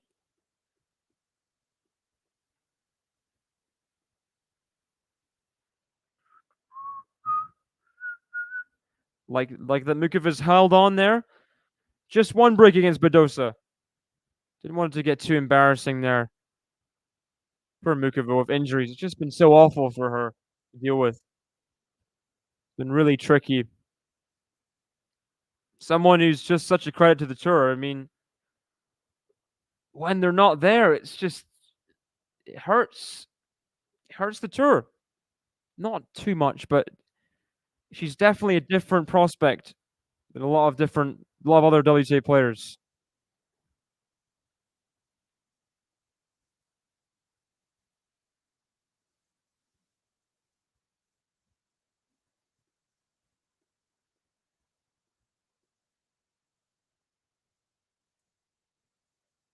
Tony Paul, by the way, having a trickier set against Pedro Martinez in the third, 3-4 serving. So Not having it all his own way there. Starting to go 2 points away from the win against Navone.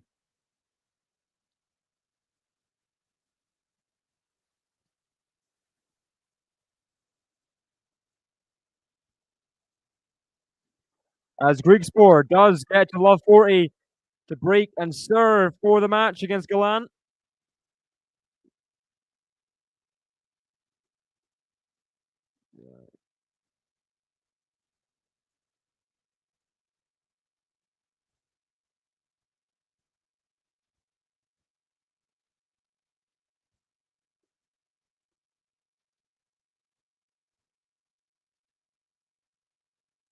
Second serve as well. Looks like Grigspor is going to get the break and chance to serve for it. Not the first time of asking, and Grigspor's frustrated. Can't always break first break point. Sinner, what is going on, Sinner? Love 3, 15-30, second serve. Now, this is guy was Wimbledon semi-finalist last year. Is world number 1 and could go down to double break Yannick Hanfman here. This would be a shock. Even if it's just one set, still be a shock.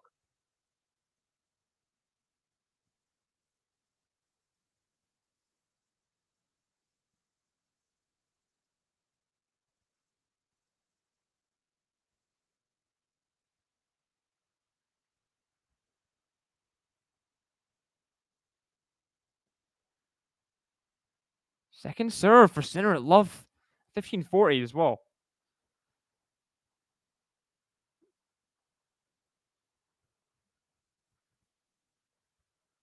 Backhand to backhand. Backhands shouldn't really do play by play, but does save the first break point. So that'll be me for today, guys. A lot of great matches today. A lot of very, very exciting matches. 2 sets to love down. Comebacks, almost comebacks. Zizou Bergs was 2 points away from history. Just couldn't get it done. Couldn't win 3 tie breaks on the spin. And yeah, 2 5-set thrillers to make that second round match between Kazu and Bublik. So should be a good match whenever that plays. Thank you guys for joining me and Anthony last few hours. It's a bit of an interesting format. It's a bit different, a bit weird. I'm not used to it either yet. But yeah, Wimbledon day 1 action. See you guys tomorrow. Bye-bye.